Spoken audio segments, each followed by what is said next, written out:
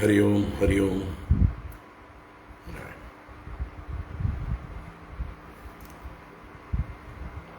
എല്ലാവർക്കും നമസ്കാരം. ഓം ശുക്ലാംബരധരം വിഷ്ണും ശശിവർണം ചതുർഭുജം പ്രസന്നവദനം ധ്യായേത് സർവവിഘ്നോപശാന്തയേ. ഗുരവേ സർവലോകാനാം ഭിഷജേ ഭവരോഗിണാം നിധയേ സർവവിദ്യാനാം ദക്ഷിണാമൂർത്തയേ നമഃ. ജന്മാദ്യസ്യ യതോന്വയാദിതരതശ്ചാർത്ഥേഷ്വഭിജ്ഞസ്വരാട് തേനേ ബ്രഹ്മഹൃദായ ആദികവയേ മുഹ്യന്തി യത്സൂരയഃ. തേജോ വാരിമൃതാം യദാ വിനിമയോ യത്ര ത്രിസർഗോ മൃഷാ ധാംനാ സ്വേന സദാ നിരസ്തകുഹകം സത്യം പരം ധീമഹി. ധർമ്മഃ പ്രോജ്ജിതകൈതവോऽത്ര പരമോ നിർമ്മത്സരാണാം സതാം വേദ്യം വാസ്തവമത്ര വസ്തു ശിവദം താപത്രയോന്മൂലനം. ശ്രീമദ്ഭാഗവതേ മഹാമുനികൃതേ കിം വാ പരൈരീശ്വരഃ സദ്യോ ഹൃദ്യവരുധ്യതേത്ര കൃതിഭിഃ ശുശ്രൂഷുഭിസ്തക്ഷണാത്. നിഗമകൽപതരോർഗളിതം ഫലം സുഖമുഖാദമൃതദ്രവസംയുതം പിബത ഭാഗവതം രസമാലയം മുഹുരഹോ രസികാ ഭുവി ഭാവുകാഃ. നാരായണം നമസ്കൃത്യ നരം ചൈവ നരോത്തമം ദേവീം സരസ്വതീം വ്യാസം തതോ ജയമുദീരയേത്. യം പ്രവ്രജന്തമനുപേതമപേതകൃത്യം ദ്വൈപായനോ വിരഹകാതര ആജുഹാവ. പുത്രേതി തന്മയതയാ തരവോഭിനേദുഃ തം സർവഭൂതഹൃദയം മുനിമാനതോസ്മി. യസ്വാനുഭാവമഖിലശ്രുതിസാരമേകം അധ്യാത്മദീപമതിതിതീർഷദാം തമോന്ദം സംസാരിണാം കരുണയാഃ പുരാണഗുഹ്യം തം വ്യാസസൂനുമുപയാമി ഗുരും മുനീനാം. മൂകം കരോതി വാചാലം പങ്കും ലംഘയത്തെ ഗിരിം യത്കൃപാതമഹം വന്ദേ പരമാനന്ദമാധവം. യം ബ്രഹ്മാ വരുണേന്ദ്രരുദ്രമരുതഃ സ്തുന്വന്തി ദിവ്യൈസ്തവൈഃ വേദൈഃ സാംഗപദക്രമോപനിഷദൈഃ ഗായന്തി യം സാമഗാഃ. ധ്യാനാവസ്ഥിതതദ്ഗതേന മനസാ പശ്യന്തി യം യോഗിനോ യസ്യാന്തം ന വിദുഃ സുരാസുരഗണാഃ. ദേവായ തസ്മൈ നമഃ. കോമളം കൂജയൻ വേണും ശ്യാമളോയം കുമാരകഃ വേദവേദ്യം പരം ബ്രഹ്മ ഭാസതാം പുരതോ മമ. ഭൂതൈർമഹദ്ഭിർയയിമാ പുരോ വിഭുഃ നിർമ്മായ ചേതേയതമൂഷു പൂരുഷഃ. ഭുങ്ക്തേ ഗുണാൻ ഷോഡശ ഷോഡശാത്മകഃ സോലങ്കൃഷീഷ്ട ഭഗവാൻ വജാംസി മേ. സച്ചിദാനന്ദരൂപായ വിശ്വോത്പത്യാദിഹേതവേ താപത്രയ വിനാശായ ശ്രീകൃഷ്ണായ വയം നുമഃ.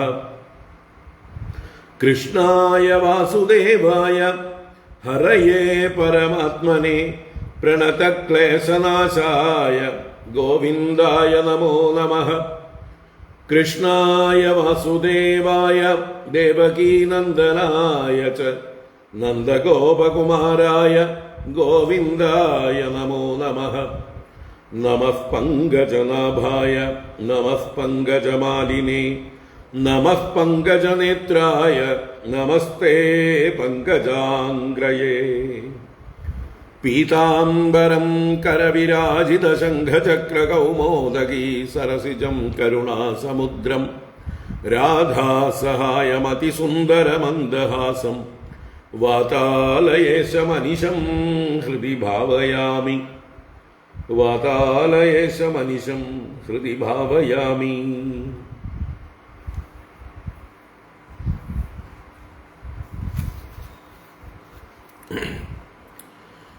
ഓം നമോ ഭഗവതേ വാസുദേവായ.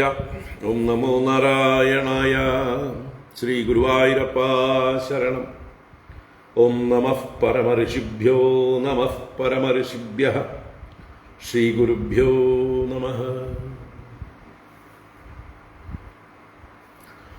ഹരി ഓം. എല്ലാവർക്കും ഒരിക്കൽ കൂടെ നമസ്കാരം. എല്ലാവർക്കും സുപ്രഭാതം, ശുഭദിനം. ഭാഗവത ജ്ഞാനഗംഗയിലേക്ക് സുസ്വാഗതം, സുസ്വാഗതം. നാരായണ. ദശമസ്കന്ധത്തിൽ 81-ാം അധ്യായം അവസാന ഭാഗമാണ് നമുക്കിനി കാണാനുള്ളത്. കുചേല ഉപാഖ്യാനത്തിന്റെ അവസാന ഭാഗം.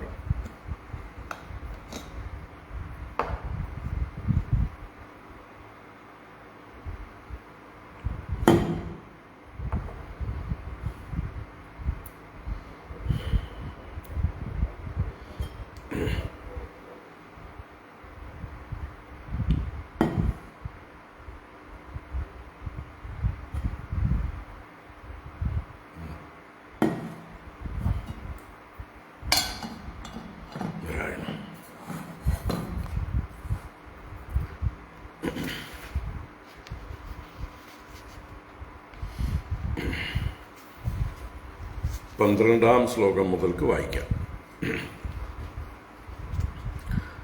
ഓം നമോ ഭഗവതേ വാസുദേവായ. അത ശ്രീമദ്ഭാഗവതേ ദശമസ്കന്ധേ ഉത്തരാർദ്ധേ ഏകാശീതിതമോധ്യായഃ. ശ്രീശുക ഉവാച. 12-ാം ശ്ലോകം ശ്രീശുക ബ്രഹ്മർഷി പറയുന്നത് തന്നെയാണ്. ബ്രാഹ്മണസ്താം തുരജനീം ഉഷിത്വാച്യുതമന്ദിരേ ഭുക്ത്വാ പീത്വാ സുഖം മേനെ ആത്മാനം സ്വർഗദം യദാ സ്വഭൂതേ വിശ്വഭാവേന സ്വസുഖേനാഭിവന്ദിതഃ ജഗാമസ്വാലയം താദ പഥ്യനുവ്രജ്യ നന്ദിതഃ സ ചാലബ്ധ്വാ ധനം കൃഷ്ണാദ് നതു യാചിതവാൻ സ്വയം സ്വഗൃഹാൻ വ്രീഡിതോ അഗച്ഛത് മഹദ്ദർശന നിർവൃതഃ അഹോ ബ്രഹ്മണ്യദേവസ്യ ദൃഷ്ടാ ബ്രഹ്മണ്യതാ മയാ യദ്ദരിദ്രതമോ ലക്ഷ്മീം ആശ്ലിഷ്ടോ ബിഭ്രതോ രസി വാഹം ദരിദ്രഃ പാപീയാൻ ക്വ കൃഷ്ണഃ ശ്രീനികേതനഃ ബ്രഹ്മബന്ധുരിതി സ്മാഹം ബാഹുഭ്യാ പരിരംഭിതഃ നിവാസിത പ്രിയാജുഷ്ടേ പര്യങ്കേ ഭ്രാതരോ യദാ महिष्यावीजिदश्रान्तो वालभ्यजनहस्तया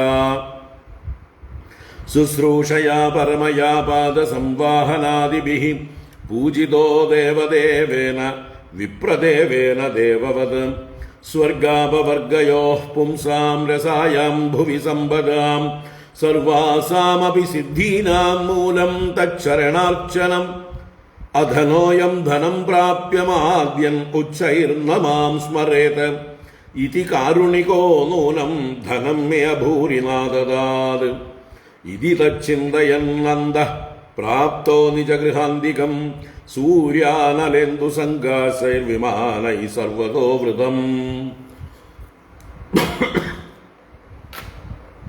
വിചിത്രോപവനോദ്യാനൈഃ കൂചദ്വിജകുലാകുലൈഃ പ്രോദ്ഫുല്ലകുമുദാംബോജകൽഹാരോത്പലവാരിഭിः ജുഷ്ടം സ്വലങ്കൃതൈഃ പുംഭിः സ്ത്രീഭിശ്ച ഹരിണാക്ഷിഭിः കിമിദം കസ്യ വാ സ്ഥാനം കഥം തദിദമിത്യഭൂത് ഏവം ഇമാം സമാനം തം നരാ നാര്യോമരപ്രവാഹ പ്രത്യഗൃഹ്ണൻ മഹാഭാഗം ഗീതവാദ്യേന ഭൂയസാ പതിമാഗതമാകർണ്യ പത്ന്യുദ്ധർഷാദി സംഭ്രമാ നിശ്ചക്രാമഗൃഹാത്തൂർണം രൂപിണീ ശ്രീരിവാലയാത് പതിവ്രതാപതിം ദൃഷ്ട്വാ പ്രേമോത്കണ്ഠാശ്രുലോചന മീലിതാക്ഷണമദ്ബുദ്ധ്യാ മനസാ പരിഷസ്വജേ പത്നീം വീക്ഷ്യ വിസ്ഫുരന്തീം ദേവീം വൈമാനികീമിവ ദാസീനാം നിഷ്കകണ്ഠീനാം മധ്യേ ഭാന്തീം സവിസ്മിതഃ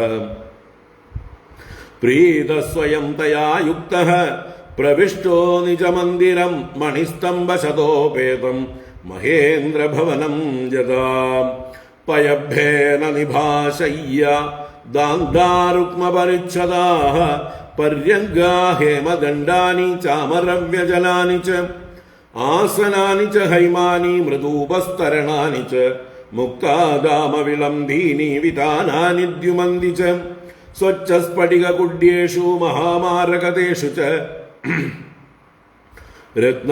രത്നദീപാ ഭ്രാജമാന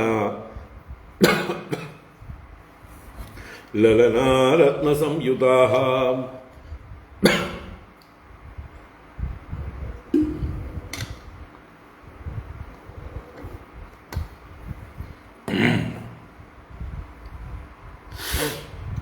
വിലോക്യ ബ്രാഹ്മണസ്തത്ര സമൃദ്ധീഃ സർവസമ്പദാം തർക്കയാമാസ നിർവ്യഗ്രഹ സ്വസമൃദ്ധിം അഹൈതുകീം നൂനം ബദൈതത്മമ ദുർഭഗസ്യ ശശ്വദ്ദരിദ്രസ്യ സമൃദ്ധിഹേതുഃ മഹാവിഭൂതേരവലോകതോऽന്യോ നൈവോപപദ്യേത യദൂത്തമസ്യ നന്വബ്രുവാണോ ദിശതേ സമക്ഷം യാചിഷ്ണവേ ഭൂര്യവിഭൂരിഭോജഃ പർജന്യവത്തത്സ്വയമീക്ഷമാണോ ദാശാർഹകാണാം ഋഷഭഃ സഖാമേ കിഞ്ചിത് കരോതി ഉർവപി യത്സ്വദത്തം സുഹൃത്കൃതം ഭൽഗ്വവിഭൂരികാരീ മയോപനീതാം പൃഥുകൈകമുഷ്ടിം പ്രത്യഗ്രഹീത് പ്രീതിയുതോ മഹാത്മാ തസ്യൈവ മേ സൗഹൃദസഖ്യമൈത്രീ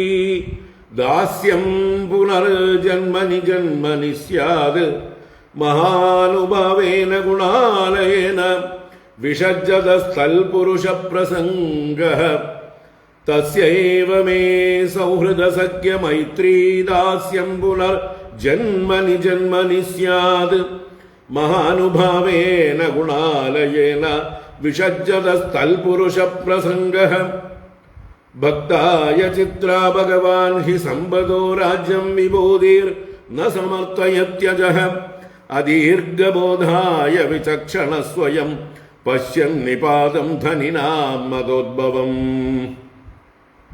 ഇത്തം വ്യവസിതോ ബുദ്ധ്യാ ഭക്തോതീവ ജനാർദ്ദനെ വിഷയാൻ ജായയാ ത്യക്ഷ്യൻ ബുഭുജേനാദിലംബടഃ തസ്യ വൈ ദേവദേവസ്യ ഹരേർയജ്ഞപതേഃ പ്രഭോഃ ബ്രാഹ്മണാ പ്രഭവോ ദൈവം നതേഭ്യോ വിദ്യതേ പരം ഏവം സ വിപ്രോ ഭഗവൽ സുഹൃത്തദാ ദൃഷ്ട്വാ സ്വഭൃത്യൈരജിതം പരാജിതം തദ്ധ്യാനവേഗോദ്ഗതിതാത്മബന്ധനഃ തദ്ധാമലേഭേ ചിരതഃ സതാം ഗതിം. ഹരി ഓം. ഇത് ശ്രീമദ്ഭാഗവതേ ഏതദ്ബ്രഹ്മണ്യദേവസ്യ ശ്രുത്വാ ബ്രഹ്മണ്യതാം നരഃ ലബ്ധഭാവോ ഭഗവതി കർമ്മബന്ധാത് വിമുച്യതേ. ഹരി ഓം. ഇത് ശ്രീമദ്ഭാഗവതേ മഹാപുരാണേ പാരമഹംസ്യാം സംഹിതായാം ദശമസ്കന്ധേ ഉത്തരാർദ്ധേ പൃഥുഗോപാഖ്യാനം നാമ ഏകാശീതിതമോऽധ്യായഃ. സർവത്ര ഗോവിന്ദനാമ സങ്കീർത്തനം. ഗോവിന്ദ ഗോവിന്ദ. നാരായണാഖില ഗുരോ ഭഗവൻ നമസ്തേ. നാരായണാഖില ഗുരോ ഭഗവൻ നമസ്തേ. നാരായണാഖില ഗുരോ ഭഗവൻ നമസ്തേ. നാരായണ. ഹരി ഓം. എല്ലാവർക്കും ഒരിക്കൽ കൂടെ നമസ്കാരം. എല്ലാവർക്കും ഭാഗവത ജ്ഞാനഗംഗയിലേക്ക് സുസ്വാഗതം. നാരായണ.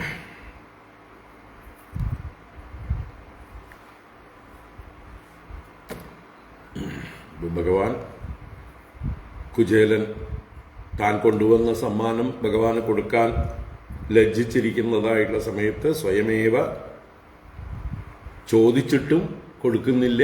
അപ്പോഴാണ് ഭഗവാൻ തന്നെ സ്വയം ബലം പ്രയോഗിച്ച് അപഹരിച്ചെടുത്തു. കുചേലന്റെ അരക്കെട്ടിൽ വസ്ത്രത്തിൻ്റെ മുകളിൽ മരവരി കൊണ്ട് ചുറ്റിയിരുന്ന അതിനിടയ്ക്ക് എവിടെയോ ഒളിപ്പിച്ചു വെച്ചിരുന്നതായിട്ടുള്ള ആ അവിൽമണികളുള്ള പൊതിയെ അപഹരിച്ചെടുത്തു. ഭഗവാൻ ഒരു പിടി ഭക്ഷിച്ചു. ഭഗവാൻ അതിനെക്കുറിച്ച് വളരെ പുകഴ്ത്തി പറഞ്ഞു. ഇത് എന്നെ മാത്രമല്ല, ഈ വിശ്വത്തെ തന്നെ നിറയ്ക്കാൻ മതിയായതാണ്, എല്ലാവർക്കും തൃപ്തി ഉണ്ടാവാൻ പര്യാപ്തമാണ് എന്ന് പറഞ്ഞ് രണ്ടാമതും മുഷ്ടിയെടുത്ത് ഭക്ഷിക്കാൻ ആരംഭിച്ചപ്പോൾ രുക്മിണീ ദേവി തടഞ്ഞു. കാരണം രുക്മിണീ ദേവിക്ക് ഭഗവാന്റെ കൂടെ തന്നെ ഇരിക്കണം, ഭഗവാനെ പിരിഞ്ഞിരിക്കാനാവില്ല. തൽപരാ പരമേഷ്ടിനഃ. അപ്പോൾ അത് കഴിഞ്ഞ് ഭഗവാൻ ആരോടും പറയാതെ ദേവന്മാർക്ക് പോലും ദുർലഭമായിട്ടുള്ള ഐശ്വര്യത്തെ, സമ്പത്തിനെ കുചേലന്റെ ഗൃഹത്തിൽ എത്തിച്ചു കഴിഞ്ഞിരുന്നു. അത് കഴിഞ്ഞ് അന്ന് രാത്രി ഭഗവാനും കുചേലനുമായി ഭക്ഷണം കഴിച്ചും കഥ പറഞ്ഞും കഴിച്ചുകൂട്ടി. പിറ്റേ ദിവസം രാവിലെ ഭഗവാൻ യാത്രയൊക്കെ അനുമതി കൊടുത്തു. അങ്ങനെ വഴിക്കൂട്ടി കുറേ ദൂരം ഭഗവാൻ തന്നെ വരുന്നു. അങ്ങനെ പിന്നീട് അദ്ദേഹത്തിൻ്റെ ആലയത്തിലേക്ക് മടങ്ങുകയാണ്. അദ്ദേഹം ഭഗവാനോട് ഒന്നും ചോദിച്ചില്ല, ഭഗവാനിട്ടൊന്നും പ്രത്യക്ഷത്തിൽ കൊടുത്തതുമില്ല. അതിനെക്കുറിച്ച് ആലോചിച്ചപ്പോൾ തന്നെ ലജ്ജിതനായിട്ട് ഭഗവാനെ കണ്ടതല്ലേ ഏറ്റവും വലിയ കാര്യം എന്നുള്ള നിർവൃതിയോടെ മഹദ്ദർശന നിർവൃതനായിട്ട് മടങ്ങി. ഭഗവാന്റെ ആ കാരുണ്യം, വാത്സല്യം, സ്നേഹപ്രകടനങ്ങൾ ഇതിനെയെല്ലാം പ്രശംസിക്കുന്നു. ആ ബ്രഹ്മണ്യദേവനായ ഭഗവാന്റെ ബ്രഹ്മണ്യത ഞാൻ കണ്ടു. ഏറ്റവും ദരിദ്രതമനായ എന്നെ ലക്ഷ്മിയെ ധരിക്കുന്ന മാറിലോട്ട് ചേർത്ത് ആശ്ലേഷിച്ചുവല്ലോ. ദരിദ്രനായ ഞാൻ എവിടെ കിടക്കുന്നു, ശ്രീനികേതനായ കൃഷ്ണൻ എവിടെ കിടക്കുന്നു? എങ്കിലും ബ്രാഹ്മണ കുലത്തിൽ ജനിച്ചവൻ എന്ന് കരുതി എന്നെ രണ്ട് കൈകൊണ്ടും ചേർത്ത് ആലിംഗനം ചെയ്തു. ആ ഭാര്യയോടുകൂടി ഇരിക്കുന്ന പര്യങ്കത്തിലേക്ക്, കട്ടിലിലേക്ക് ഏട്ടൻ വരുമ്പോൾ എങ്ങനെ സ്വീകരിക്കുമോ, ബലരാമസ്വാമിയെ സ്വീകരിക്കും പോലെ സ്വീകരിച്ചു. അതുപോലെ അദ്ദേഹത്തിൻ്റെ പത്നി തന്നെ, രുക്മിണീ ദേവി തന്നെ എനിക്ക് വീശി തന്നു എൻ്റെ ക്ഷീണം മാറ്റാനായിക്കൊണ്ട് വെഞ്ചാമരം കൊണ്ട്. അതുപോലെ എൻ്റെ കാലുകഴുകലും മറ്റുമൊക്കെ ഭഗവാൻ തന്നെ നേരിട്ട് ചെയ്തു. ഏതൊരു ഭഗവാൻ ദേവദേവനാണോ, എന്നാൽ അദ്ദേഹം വിപ്രന്മാരെ ദേവനായിട്ട് കരുതുന്നു. അങ്ങനെയുള്ള ഭഗവാൻ ഒരു ദേവനെ പൂജിക്കും പോലെ എന്നെ പൂജിച്ചു. ഏതൊരു ഭഗവാന്റെ പാദപൂജ ചെയ്താൽ എല്ലാ സിദ്ധികൾക്കും കാരണമായി തീരുമോ, സ്വർഗത്തിനും മോക്ഷത്തിനും കാരണമായി തീരുമോ, ആ ഭഗവാനാണ് എൻ്റെ പാദപൂജ ചെയ്തത്. ഇനി ദരിദ്രനായ എനിക്ക് ധനം കിട്ടിയാൽ മതിച്ച് ഭഗവാനെ മറക്കും എന്ന് കരുതിയാണ് കരുണാമൂർത്തിയായ ഭഗവാൻ എനിക്ക് അല്പം പോലും ധനം നൽകാതിരുന്നത്. ഇങ്ങനെയെല്ലാം ചിന്തിച്ചുകൊണ്ട് തൻ്റെ ഗൃഹത്തിൻ്റെ സമീപത്തേക്ക് വന്നു ചേർന്നു. സൂര്യ അനല ഇന്ദു സംഘാസൈർ വിമാനൈ സർവതോ വൃതം. ഗംഭീരങ്ങളായ സ്വർണം, വെള്ളി, രത്നങ്ങൾ ഇതെല്ലാം പതിച്ചതായിട്ടുള്ള വലിയ വലിയ കെട്ടിടങ്ങളുടെ നടുവിലേക്ക്. അവിടെ വിചിത്രങ്ങളായ ഉപവനങ്ങൾ, ഉദ്യാനങ്ങൾ, പക്ഷികൾ പൂജനം ചെയ്തുകൊണ്ടിരിക്കുന്നു. വികസിച്ചതായിട്ടുള്ള പല തരത്തിലുള്ളതായിട്ടുള്ള താമരകൾ വിരിഞ്ഞിരിക്കുന്ന പൊയ്കകൾ, നല്ലതുപോലെ വസ്ത്രം കൊണ്ടും ആഭരണങ്ങളെ കൊണ്ടും അലങ്കരിക്കപ്പെട്ടവരായ സ്ത്രീ പുരുഷന്മാരവിടെ, സുന്ദരികളായ യുവതികൾ വിലസുന്നു. ഇത് കണ്ട് ഇദ്ദേഹത്തിന് ശങ്കയായി. കിമിതം കസ്യവാസ്ഥാനം കഥം തദിതം ഇത്യഭൂത്. ഇതെന്താ ഇത് ആരുടെ സ്ഥാനമാണ്, ഇതെങ്ങനെ ഭവിച്ചു? ഇങ്ങനെയെല്ലാം ചിന്തിച്ചു. അങ്ങനെ ചിന്തിച്ചു കൊണ്ടിരിക്കെ ആ സ്ത്രീകളും പുരുഷന്മാരും ഇദ്ദേഹത്തിൻ്റെ അടുത്തു വന്ന് എതിരേറ്റു, പ്രതിഗ്രഹിച്ചു. ഗീതവാദ്യേന ഭൂയസ, വർദ്ധിച്ച വാദ്യങ്ങളോടുകൂടി, ഘോഷങ്ങളോടുകൂടി സ്വീകരിച്ചു. ഭർത്താവ് വന്നതിനെക്കുറിച്ച് കേട്ട് അദ്ദേഹത്തിൻ്റെ പത്നി അതിസന്തോഷത്തോടുകൂടി, അതിസംഭ്രമത്തോടുകൂടി ഗൃഹത്തിൽ നിന്ന് സാക്ഷാൽ ലക്ഷ്മീദേവി പുറത്തേക്ക് വരുമ്പോലെ നിഷ്ക്രമിച്ചു വന്നു. ആ പതിവ്രതയായ ദേവി ഭർത്താവിനെ കണ്ട് തൻ്റെ ഉള്ളിലുള്ള പ്രേമം, ഉത്കണ്ഠ ഇതെല്ലാം കൊണ്ട് നിറഞ്ഞ കണ്ണുകളോടുകൂടി കണ്ണടച്ച് അല്പനേരം മനസ്സുകൊണ്ട് ഭർത്താവിനെ ആലിംഗനം ചെയ്യുകയും ബുദ്ധി കൊണ്ട് നമസ്കരിക്കുകയും ചെയ്തു. ഈ ദേവസ്ത്രീകളെ പോലെയുള്ള ദാസി സ്ത്രീകളുടെ നടുവിൽ ശോഭിക്കുന്നതായിട്ടുള്ള ദേവസ്ത്രീയെ പോലെ ഇരിക്കുന്ന തൻ്റെ പത്നിയെ കണ്ട് ഇദ്ദേഹം വിസ്മിതനായി.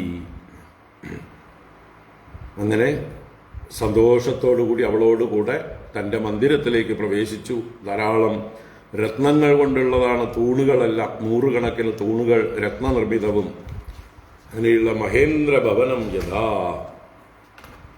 സാക്ഷാൽ ഇന്ദ്രന്റെ രാജധാനി അല്ലെങ്കിൽ കൊട്ടാരം പോലെ ശോഭിക്കുന്നതായിട്ടുള്ള തൻ്റെ ഭഗവാൻ അനുഗ്രഹിച്ചു തന്നതായിട്ടുള്ള ഗൃഹത്തിലേക്ക് കുചേലൻ പ്രവേശിക്കുകയാണ്. അപ്പോൾ ആ വഴിയിലൊക്കെ കാണുന്ന ഐശ്വര്യത്തെ, വിഭൂതികളെല്ലാം വർണ്ണിക്കുകയാണ്. എന്തെല്ലാമാണ് നിറഞ്ഞിരിക്കുന്നത് എന്ന് ഭഗവാൻ അനുഗ്രഹിച്ചാൽ എന്തു തന്നെ സുലഭം ആവില്ല, എല്ലാം സുലഭമാവും. ഈശ്വരാനുഗ്രഹമുണ്ടെങ്കിൽ തീർച്ചയായിട്ടും നമുക്ക് ഒന്നിൻ്റെയും ഒരു കുറവും ഉണ്ടാവില്ല. അപ്പോൾ ഈശ്വരാനുഗ്രഹമാണ് സമ്പാദിക്കേണ്ടത്. അതിന് ഈശ്വരൻ പറഞ്ഞ വഴികളിലൂടെ നടക്കുകയാണ് വേണ്ടത്. ഈശ്വരൻ ഉപദേശിച്ചതായിട്ടുള്ള ധർമ്മം അനുഷ്ഠിക്കുകയാണ് വേണ്ടത്. അങ്ങനെയുള്ള ആളുകളെയാണ് ഈശ്വരൻ കനിഞ്ഞ് അനുഗ്രഹിക്കുക. അപ്പോൾ ആ കാഴ്ചകൾ എന്തൊക്കെയാണെന്ന് നോക്കാം. കുചേലന് ഭഗവാൻ കൊടുത്ത ആ സൗഭാഗ്യങ്ങൾ, മണിമന്ദിരങ്ങൾ എന്തെല്ലാമാണ് അവിടെ ഉള്ളത്. പയഭേന നിഭാശയ്യാദാന്താരുക്മപരിച്ഛദാഃ പര്യങ്കാ ഹേമദണ്ഡാനി ചാമരവ്യജനാനി ച. പയഭേന നിഭാശയ്യാഃ ദാന്താരുക്മപരിച്ഛദാഃ പര്യങ്കാ ഹേമദണ്ഡാനി ചാമരവ്യജനാനി ച. അപ്പൊ അവിടെ ശയ്യകൾ പയഭേന നിഭാഹ, പയസ് എന്ന് പറഞ്ഞാൽ ഇവിടെ പാല്, അതിൻ്റെ ഭേനം എന്ന് പറഞ്ഞാൽ അതിൻ്റെ പത, നുര. അപ്പൊ പാൽനുര പോലെ ശോഭിക്കുന്ന, അത്രയും മൃദുവായത് എന്നർത്ഥം സൂചിപ്പിക്കാനാണ്. പാൽനുര പോലെ മൃദുവായിരിക്കുന്നതായിട്ടുള്ള ശയ്യകൾ അവിടെയുള്ള, എന്താ പറയുക, അന്തഃപുരത്തിലേക്ക് പ്രവേശിച്ചപ്പോൾ അവിടെയുള്ള എന്താ പറയുക, കക്ഷകളിൽ അഥവാ റൂമുകളിൽ ഒക്കെ പ്രത്യേകം പ്രത്യേകം ശയ്യകൾ എല്ലാം പാൽനുര പോലെ ശോഭിക്കുന്നു. അതുപോലെ ദാന്ത രുക്മപരിച്ഛദാഃ, ദാന്തങ്ങൾ എന്ന് പറഞ്ഞാൽ ദന്തനിർമ്മിതം. ദന്തം എന്ന് പറഞ്ഞാൽ ആനയുടെ പല്ലാണ്, ആനക്കൊമ്പ്. അതിന് വലിയ കൊമ്പുള്ളത് കൊണ്ടാണ് ആനയ്ക്ക് ദന്തി എന്നും പേര്. വലിയ പല്ലുള്ളവൻ എന്നാണ് അർത്ഥം. അപ്പൊ വലിയ പല്ല് ആനയ്ക്കേ ഉള്ളൂ. ആ വലിയ പല്ലുകൾ കൊണ്ട് നിർമ്മിച്ചതായിട്ടുള്ള, ആനക്കൊമ്പ് കൊണ്ട് നിർമ്മിച്ചതായിട്ടുള്ള പരിച്ഛദങ്ങൾ, രുക്മ പരിച്ഛദ. രുക്മ എന്ന് പറഞ്ഞാൽ സ്വർണവും. അപ്പൊ ആനക്കൊമ്പും സ്വർണവും കൊണ്ട് നിർമ്മിച്ചതായിട്ടുള്ള പരിച്ഛദങ്ങൾ എന്ന് പറഞ്ഞാൽ ഉപകരണങ്ങൾ. വീട്ടിലുള്ള ഓരോരോ ഇരിക്കാനുള്ളതും കിടക്കാനുള്ളതും മറ്റ് ഏതൊക്കെ തരത്തിൽ പീഠങ്ങളുണ്ടോ, വീട്ടുപകരണങ്ങൾ എന്തൊക്കെയുണ്ടോ എല്ലാം തന്നെ, കണ്ണാടികളാവാം, അലങ്കാര വസ്തുക്കളാവാം, ഇതെല്ലാം ഒന്നുകിൽ ആനക്കൊമ്പ് കൊണ്ട് അല്ലെങ്കിൽ ആനക്കൊമ്പിൽ സ്വർണം കെട്ടിയതായിട്ട്, ആനക്കൊമ്പും സ്വർണവും കൂടി മിക്സ് ചെയ്ത്. ദാന്താ രുക്മ പരിച്ഛദാഃ പര്യങ്കാ ഹേമദണ്ഡാനി ചാമരവ്യജനാനി ച. അതുപോലെ പര്യങ്കാഹ, മഞ്ചങ്ങളും ദാന്തങ്ങളും രുക്മ പരിച്ഛദങ്ങളുമാണ്. എന്ന് പറഞ്ഞാൽ സ്വർണം കൊണ്ട് പൊതിഞ്ഞതും ആനക്കൊമ്പ് കൊണ്ട് ഡെക്കറേറ്റ് ചെയ്തതുമായിട്ടുള്ള പര്യങ്കങ്ങൾ, കിടക്കകൾ, കട്ടിലുകൾ, മഞ്ചങ്ങൾ. ഹേമദണ്ഡാനി ചാമരവ്യജനാനി, ചാമരവ്യജനങ്ങൾ, വീശാനുള്ള വെഞ്ചാമരങ്ങൾ, വീശറികൾ, അതെല്ലാം ഹേമദണ്ഡങ്ങൾ. അതിന്റെ പിടികളെല്ലാം സ്വർണം കൊണ്ടുള്ളതാണ്. അപ്പൊ സ്വർണപ്പിടിയോടുകൂടിയതായിട്ടുള്ള വ്യജനങ്ങളും. ആസനാനി ച ഹൈമാനി മൃദൂപസ്തരണാനി ച മുക്താദാമ വിളംബീനി വിതാനാനി ദ്യുമന്തി ച.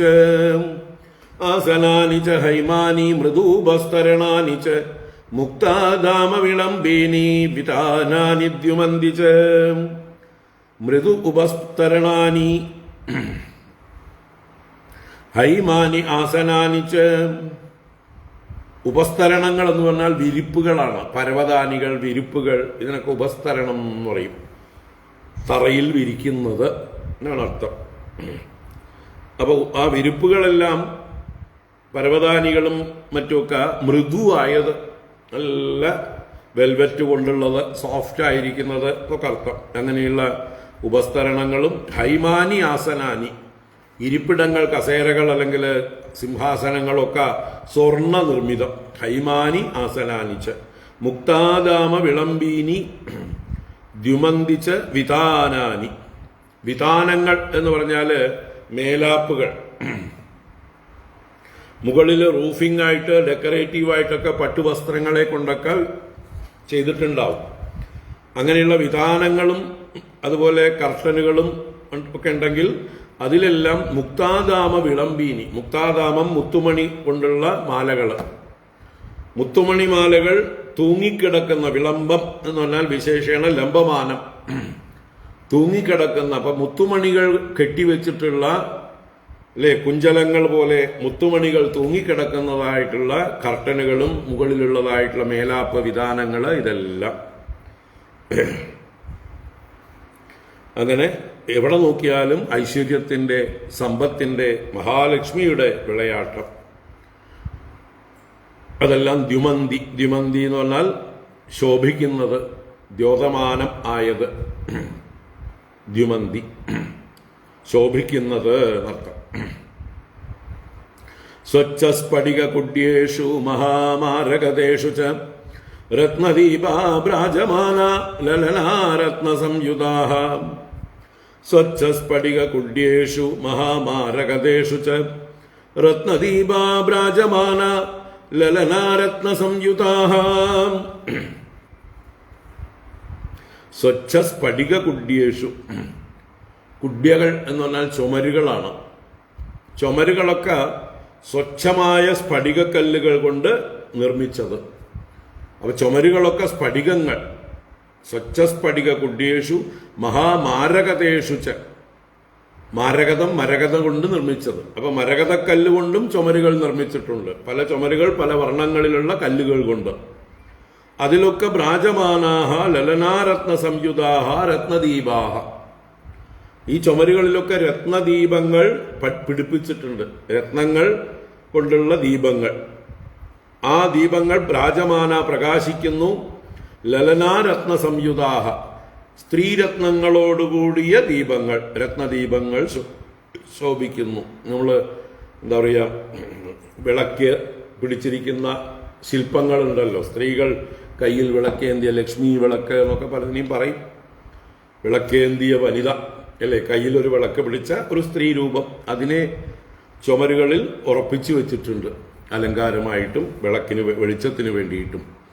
അപ്പൊ എന്താ പറയുക, അവിടെ അടുപ്പിച്ച് രത്നദീപം പ്രകാശിക്കുന്നുണ്ട്. ആ രത്നദീപം ലലനാ രത്നസംയുതം, സ്ത്രീരത്നങ്ങളോടുകൂടി ചേർന്നിരിക്കുന്നതും ഭ്രാജമാനങ്ങളും ശോഭിക്കുന്നതുമായിരിക്കുന്ന ആ ദീപങ്ങളൊക്കെ പ്രകാശിക്കുന്നു.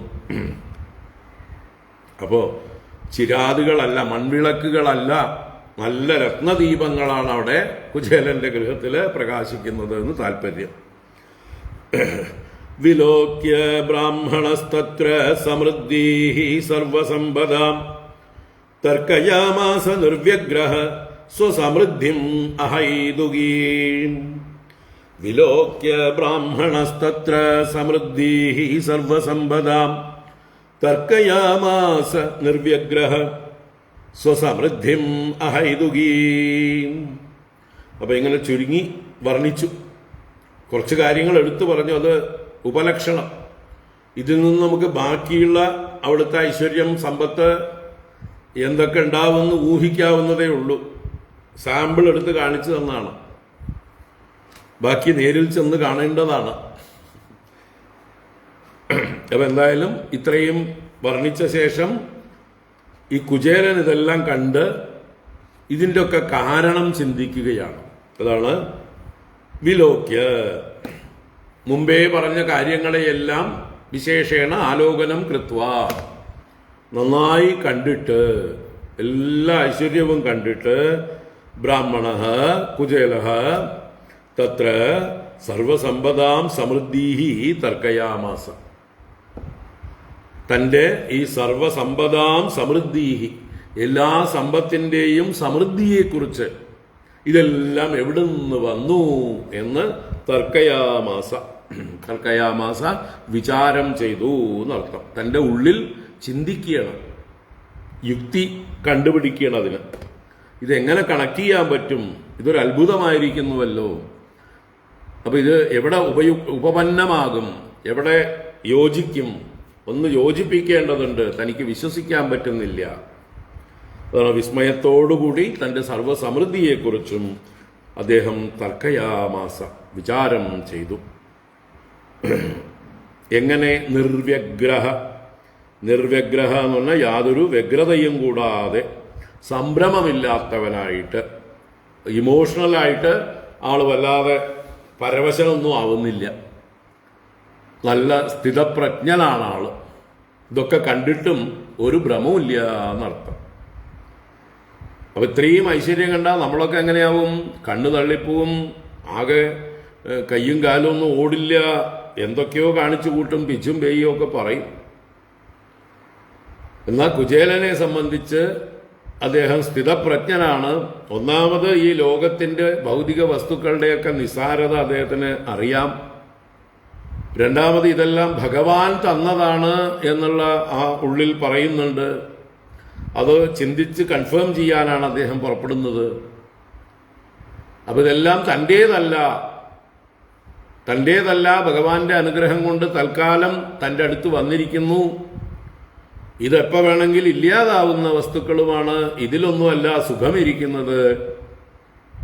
സുഖം ആത്മസ്വരൂപമാണ്, ഭഗവത് സ്വരൂപമാണ്.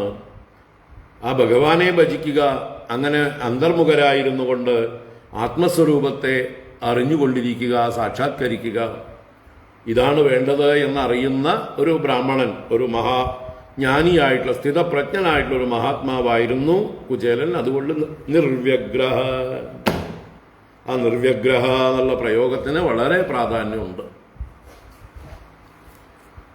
ഒരു വ്യഗ്രതയും കൂടാതെ എന്ന് പറഞ്ഞാൽ ഒരു തരത്തിലുള്ള എക്സൈറ്റ്മെന്റും അദ്ദേഹത്തിനില്ല. നമ്മളൊക്കെ ആണെങ്കിൽ ഇത്രയും വലിയ സമ്പത്തൊക്കെ വന്നു കഴിഞ്ഞാൽ അതും തീർത്തും ദാരിദ്ര്യത്തിൽ നിന്ന് ഈ ഒരു അവസ്ഥയിലേക്ക് വരിക എന്ന് പറയുമ്പോൾ എത്ര വലിയ അന്തരമാണ്. അത് കണ്ടു കഴിയുമ്പോൾ തീർച്ചയായിട്ടും നമ്മളൊക്കെ ഇമോഷണലി വല്ലാതെ വ്യഗ്രരാവും, പരവശരാവും. ഇതൊന്നും അദ്ദേഹത്തിന് സംഭവിച്ചില്ല. എന്നിട്ട് എന്താണ് അദ്ദേഹം ചിന്തിച്ചത്? സമൃദ്ധീഹി കണ്ടിട്ട് വിലോക്യ, സർവസമ്പദാം സമൃദ്ധീഹി വിലോക്യ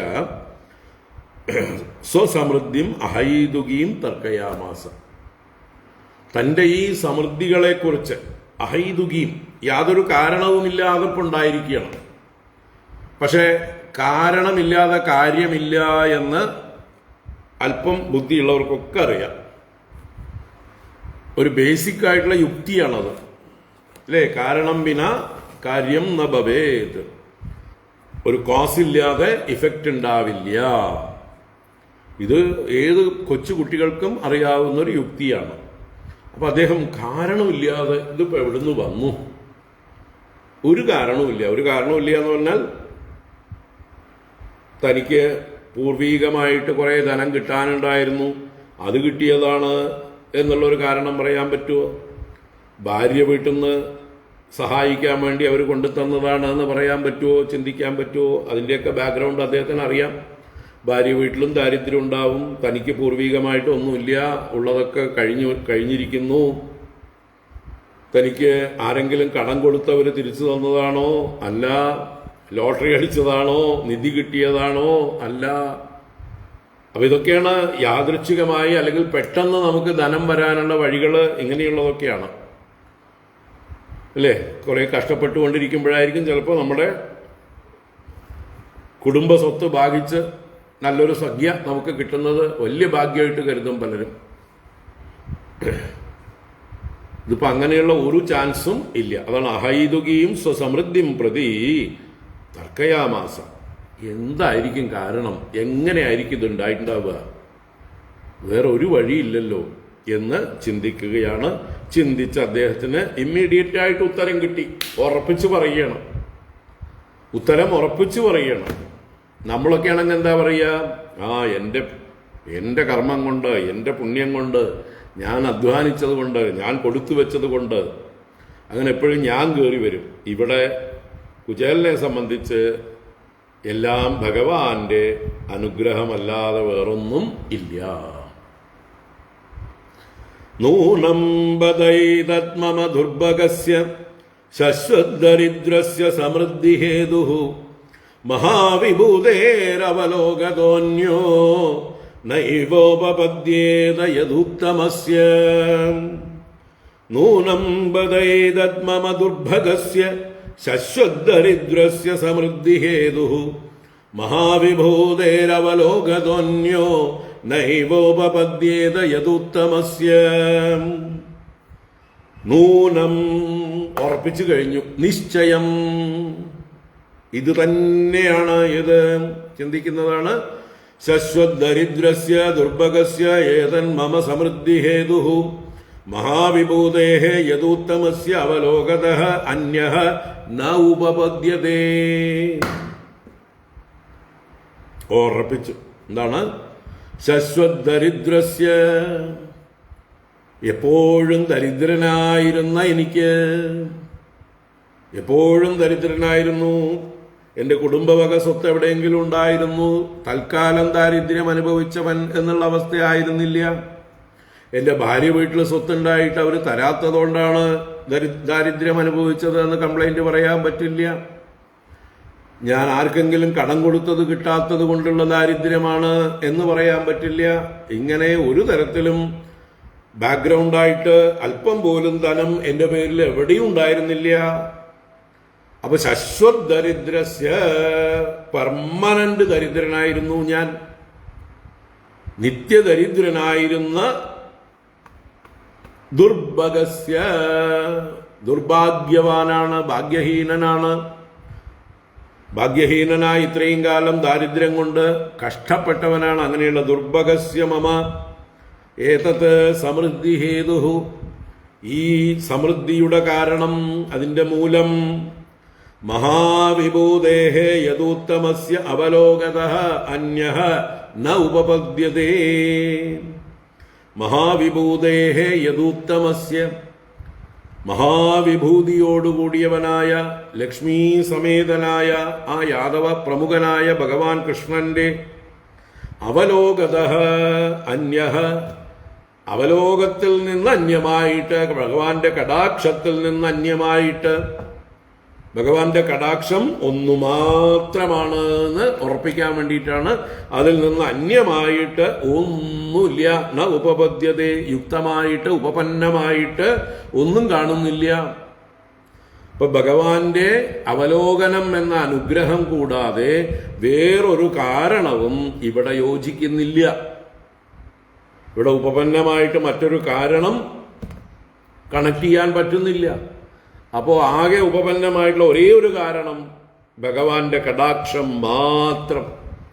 ഭഗവാന്റെ കടാക്ഷം കൊണ്ട് തന്നെയാണ് ഇത്രയും സമൃദ്ധി തനിക്ക് വന്നു ചേർന്നിരിക്കുന്നത്. ഇത് കുചേലൻ കണ്ടതുപോലെ നമ്മൾ ഓരോരുത്തരും കാണേണ്ടതാണ്.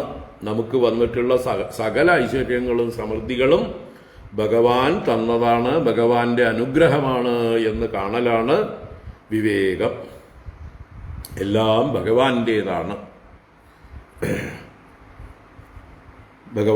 ഭഗവാൻ തന്നെയാണ് ഈ പ്രപഞ്ചത്തിന്റെ മുഴുവൻ ഉടമസ്ഥൻ. ഭഗവാൻ തന്നെയാണ് ഈ പ്രപഞ്ചാകാരമായിരിക്കുന്നതും. നമ്മൾ അതിൻ്റെ ഒരു ഭാഗമാണ്. നമ്മൾക്ക് സ്വതന്ത്രമായിട്ടൊരു അസ്തിത്വം ഇല്ല, ഒരു സ്വാതന്ത്ര്യവും ഇല്ല. നമ്മൾ ആസ് എ ഇൻഡിവിജ്വൽ, ഒരു വ്യക്തി എന്നുള്ള നിലയ്ക്ക് നമുക്കൊരു സ്വാതന്ത്ര്യമില്ല. നമ്മൾ വളരെ നിസ്സാരന്മാര്, അല്പന്മാര്, ഭഗവാൻ ഉണ്ടാക്കിയ പ്രകൃതിയിൽ നിന്ന് കട്ടെടുക്കുന്ന കള്ളന്മാര്. ഇവിടെ എല്ലാം ഉണ്ടാക്കുന്നത് ഭഗവാനാണ്. നമ്മൾ വിത്ത് വിതച്ചാലും ആ വിത്ത് ഭഗവാൻ തന്ന വിത്താണ്. നേരത്തെ ഭഗവാൻ തന്ന വിത്ത് നമ്മൾ കുറച്ചു കാലം കൈവശം വെച്ചു, അത് കഴിഞ്ഞ് വിതച്ചു. ആ ഭൂമി ഭഗവാന്റെയാണ്. അതിൽ മഴ പെയ്യിച്ചത് ഭഗവാനാണ്. ആ വിത്തിനെ മുളപ്പിച്ചത് ഭഗവാനാണ്. അത് വളർത്തിയത് ഭഗവാനാണ്. അതിൽ കതിരു വന്നത് ഭഗവാൻ അനുഗ്രഹമാണ്. അത് ഫലിച്ചത്, അതിലുദ്ദേശിച്ച ഫലം കിട്ടിയത് ഭഗവാന്റെ അനുഗ്രഹം കൊണ്ടാണ്. അത് നശിക്കാതെ നമുക്ക് കൊയ്തെടുക്കാൻ പറ്റിയത് ഭഗവാന്റെ അനുഗ്രഹം കൊണ്ടാണ്. അങ്ങനെ ഏതൊക്കെ തലത്തിൽ നോക്കിയാലും നമ്മൾക്ക് ഇതെല്ലാം ചെയ്യാനുള്ളതായിട്ടുള്ള സാഹചര്യങ്ങളും ശക്തിയും ബുദ്ധിയും അതിന് സഹായികളെയും ഉപകരണങ്ങളെയും എല്ലാം നൽകി അനുഗ്രഹിച്ചിരിക്കുന്നത് ഭഗവാനാണ്. ബ്രഹ്മാർപ്പണം ബ്രഹ്മഹവിഹി ബ്രഹ്മാഗ്നൗ ബ്രഹ്മണാഹുതം ബ്രഹ്മൈവതേന ഗന്തവ്യം ബ്രഹ്മകർമ്മ സമാധിന എന്ന് പറയും പോലെ നമ്മുടെ ജീവിതത്തിൽ എല്ലാം നമ്മൾ തൊടുന്നതെല്ലാം ബ്രഹ്മമാണ്, ഭഗവാനാണ്. ഭഗവാൻ അല്ലാതെ രണ്ടാമതൊരു വസ്തു ഇല്ല. അതുകൊണ്ട് തന്നെ സകലവും ഭഗവാനാൽ നൽകപ്പെട്ടതാണ്. Everything is given.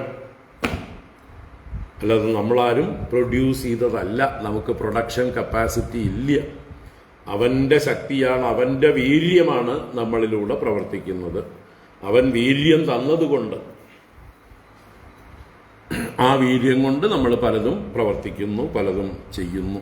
ഇതെപ്പോഴും ഓർമ്മയുണ്ടെങ്കിൽ വിനയാന്വിതരായി ദുഃഖമില്ലാതെ കഴിയാം. കാരണം അവൻ തന്നത് അവൻ എടുക്കുന്നു. നമുക്ക് ഇതൊക്കെ നഷ്ടപ്പെട്ടാലും അല്ലെങ്കിൽ ഒന്നും വിചാരിച്ച പോലെ കർമ്മഫലം ഉണ്ടായില്ലെങ്കിലും അപ്പം അവൻ ഇത്രയേ സങ്കല്പിച്ചിട്ടുള്ളൂ.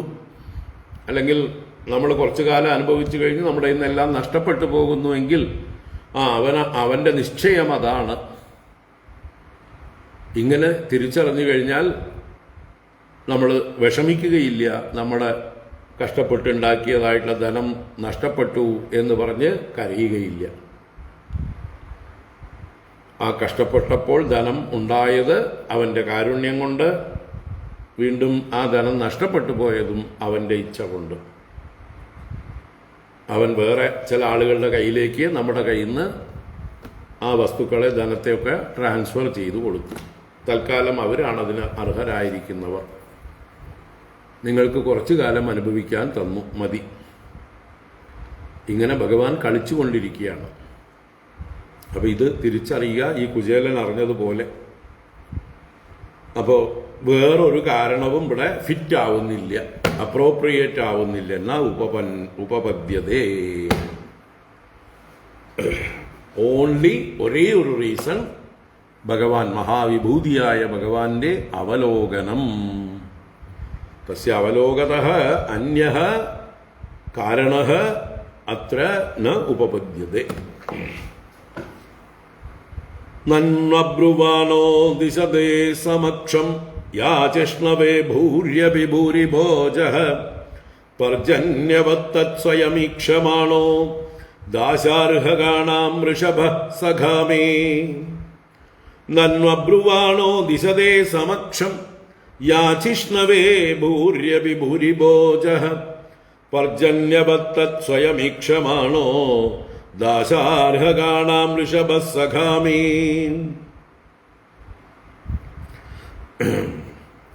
ഇവിടെ ഭഗവാൻ എനിക്ക് ഒന്നും പറയാതെ ഒരുപാട് തന്നു. നനു അബ്രുവാണഃ ദിശതേ സമക്ഷം യാജിഷ്ണവേ. യാജിഷ്ണവേ മമ. ഞാൻ യാജിഷ്ണു ആണ്. യാജിഷ്ണു എന്ന് പറഞ്ഞാൽ യാചിക്കുന്നവൻ, യാചിക്കുവാൻ ഇച്ഛിക്കുന്നവൻ, ഉള്ളിൽ മനസ്സിൽ യാചിക്കുന്ന ഭാവം ഉള്ളവൻ. നേരിട്ട് ഭഗവാനോട് യാചിച്ചില്ലെങ്കിലും ഞാൻ പോയതിൻ്റെ പുറകിൽ എൻ്റെ ഭാര്യയുടെ യാചന ഉണ്ട്. ആ സങ്കല്പം എൻ്റെ ഉള്ളിലും ഉണ്ട്. അതുകൊണ്ട് യാജിഷ്ണുവായ, യാചിക്കുന്ന തൽപരനായിരിക്കുന്ന എനിക്ക് ഭഗവാൻ ഏതുപോലെ അബ്രുവാണോ സമക്ഷം ദിശതേ നനു.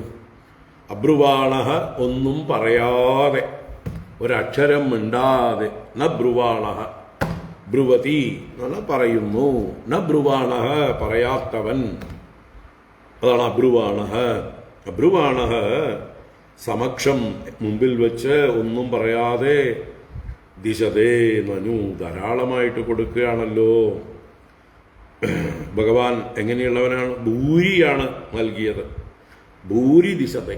ഭൂരി എന്ന് പറഞ്ഞാൽ ധാരാളം നൽകുന്നു. ഭഗവാൻ എങ്ങനെയുള്ളവനാണ്? ദാശാർഹകാണാം ഋഷഭഃ മേ സഖാ ഭൂരിഭോജഃ. ദാശാർഹകന്മാര്, യാദവന്മാര്, യദൂത്തമനാണ്. അവരുടെ ഋഷഭൻ യാദവന്മാരിൽ വെച്ച് ശ്രേഷ്ഠനായ ഭൂരിഭോജ മേ സഖ. ഭൂരിഭോജൻ എന്ന് പറഞ്ഞാൽ ഭൂരി ഭുങ്ക്തേ, നല്ലോണം ഭുജിക്കുന്നവൻ എന്ന് പറഞ്ഞാലോ ഈ പ്രളയകാലത്ത് ഈ ലോകത്തെ തന്നെ ഭുജിക്കുന്നവനാണ്.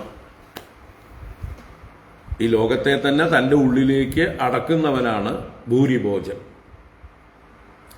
അപ്പോൾ എല്ലാം ഉൾക്കൊള്ളുന്ന, എല്ലാം വിഴുങ്ങുന്ന, എല്ലാം ഭുജിക്കുന്നവനായിട്ടുള്ള, ഇനി ആരൊക്കെ യജ്ഞങ്ങളിലൂടെ എന്തെല്ലാം കൊടുക്കുന്നുവോ അതിനെയൊക്കെ ഭുജിക്കുന്നവൻ എന്നർത്ഥത്തിലും ഭൂരിഭോജൻ, യജ്ഞബുക്ക്.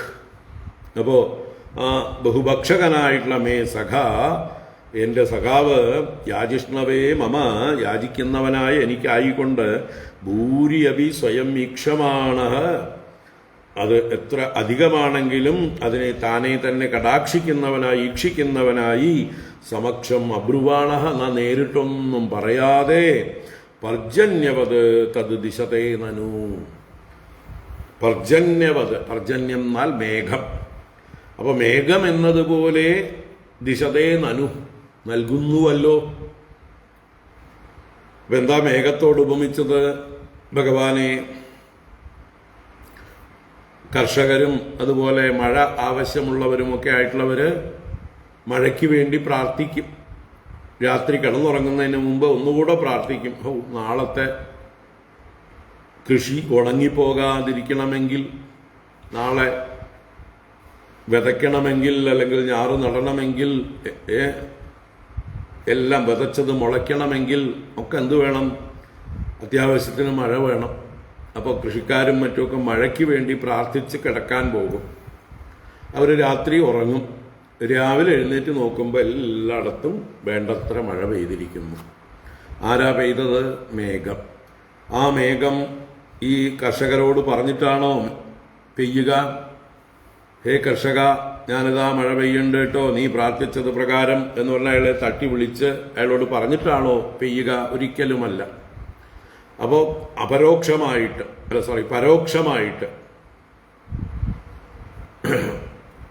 മഴയ്ക്ക് വേണ്ടി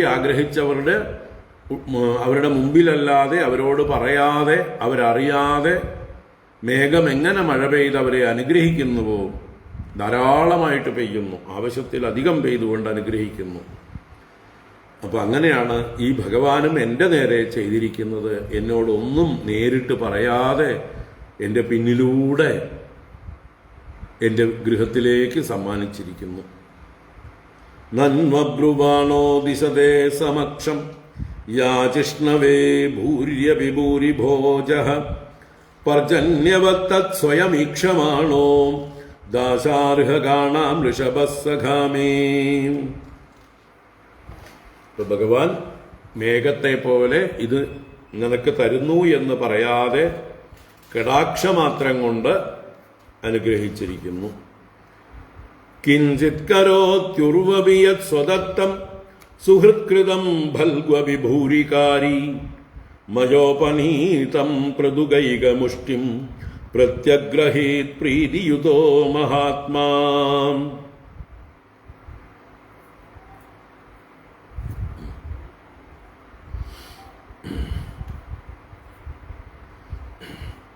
കിഞ്ചിത് കരോത്യുർവപിയത് സ്വദത്തം സുഹൃത്കൃതം ഭൽഗ്വവിഭൂരികാരി, മയോപനീതം പൃഥുഗൈകമുഷ്ടിം പ്രത്യഗ്രഹീത് പ്രീതിയുതോ മഹാത്മാ. ഭഗവാൻ എന്ത് ചെയ്തു? സ്വദത്തം ഉരു അപി കിഞ്ചിത് കരോതി. കിഞ്ചിത് കരോതി ഉർവപി. ഉർവപി എന്ന് പറയുന്നത് ഉരു അപി. ഉരു പ്ലസ് അപി ഉർവപി. ഉരു എന്ന് പറഞ്ഞാൽ ധാരാളം, ബഹു. അപ്പോ സ്വദത്തം ഉർവപി, താൻ നൽകിയത് ധാരാളമാണെങ്കിലും കിഞ്ചിത് കരോതി, അതിനെ അല്പമാക്കി ചെയ്തു കളയുന്നു ഭഗവാൻ. അതിനെ നിസ്സാരമാക്കി കണക്കാക്കി തന്നോടൊന്നും മിണ്ടിയില്ല. എന്താ അപ്പൊ ഇതിൽ പറയാനുള്ളത്? ഈ നിസ്സാരമായിട്ടുള്ള ഇത് കൊടുത്തു എന്നുള്ള മട്ടിലാണ് ഭഗവാൻ അതിനെ കണക്കിലേ പെടുത്തിയിട്ടില്ല. ഭഗവാന്റെ കണക്കിലൊന്നും ഇത് പെടില്ല കുചേലന് കൊടുത്തത്. അപ്പോ സ്വദത്തം ഉർവപി കിഞ്ചിത് കരോതി. അതുപോലെ സുഹൃത്കൃതം ഫൽഗുവപി ഭൂരികാരി. സുഹൃത്കൃതം, സുഹൃത്തായ ഞാൻ ചെയ്തത്, ഞാൻ അല്പം അവിൽമണി, ഒരു വിലയുമില്ലാത്ത നിസാരമായിട്ടുള്ള അവിൽമണി കൊണ്ട് കൊടുത്തു. അതാണ് സുഹൃത്കൃതം. ഭൽഗു അപി, ഭൽഗു എന്ന് പറഞ്ഞാൽ അല്പം, വളരെ തുച്ഛം. അപ്പൊ ഞാൻ കൊടുത്ത തുച്ഛമായിട്ടുള്ള കാര്യമാണെങ്കിലും അതിനെ ഭൂരികാരി, വലുതാക്കി ചെയ്തു. എന്താ പ്രശംസ!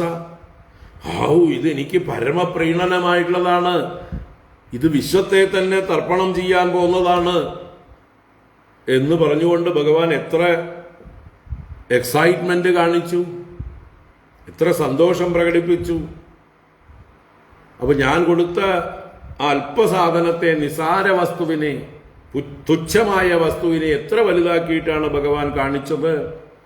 അതെന്താന്ന് പറയണ, മയാ ഉപനീതം പൃഥുകൈക മുഷ്ടിം പ്രത്യഗ്രഹീത് പ്രീതിയുതോ മഹാത്മാ.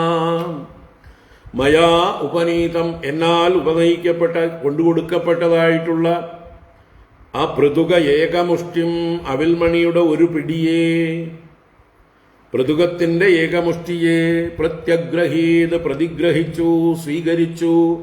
എങ്ങനെ? പ്രീതിയുത, വളരെ പ്രേമത്തോടുകൂടിയവനായിട്ട്. ആരാ? ഭഗവാൻ മഹാത്മാ.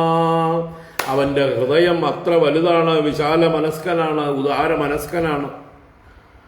ഞാൻ കൊടുത്ത നിസാര വസ്തുവിനെ വേറെ വല്ലവരും ആണെങ്കിൽ, ഇതേ പദവിയിലിരിക്കുന്നവരാണെങ്കിൽ തുച്ഛമായിട്ട് നിന്ദിച്ച് എന്റെ മുഖത്ത് തന്നെ വേണമെങ്കിൽ വലിച്ചെറിയാം.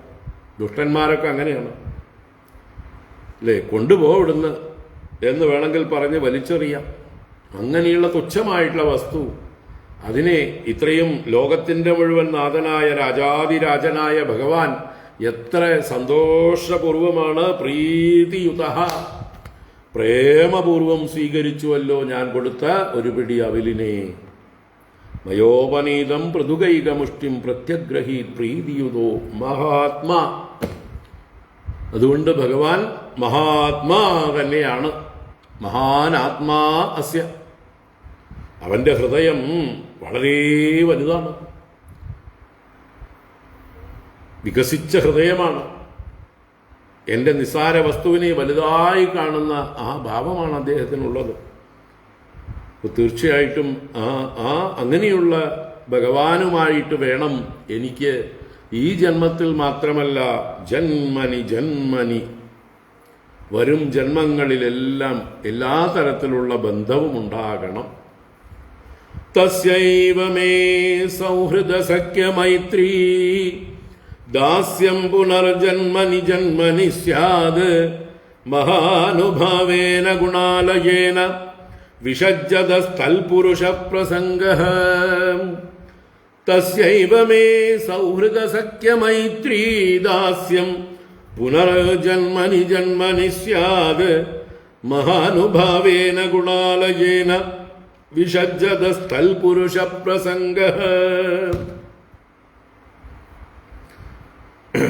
നമ്മളും പ്രാർത്ഥിക്കേണ്ടതാണ്. എന്താ പ്രാർത്ഥന? സത്യം പരം ധീമഹി. അത് ഏറ്റവും സൂക്ഷ്മമായിട്ടുള്ള പ്രാർത്ഥന. സത്യം പരം ധീമഹി, ആ പരമസത്യത്തെ ഞങ്ങൾ അനുസന്ധാനം ചെയ്യുന്നു. ആ പരമസത്യം ഭാഗവതത്തില് ഗുണാലയമായി മാറുകയാണ്.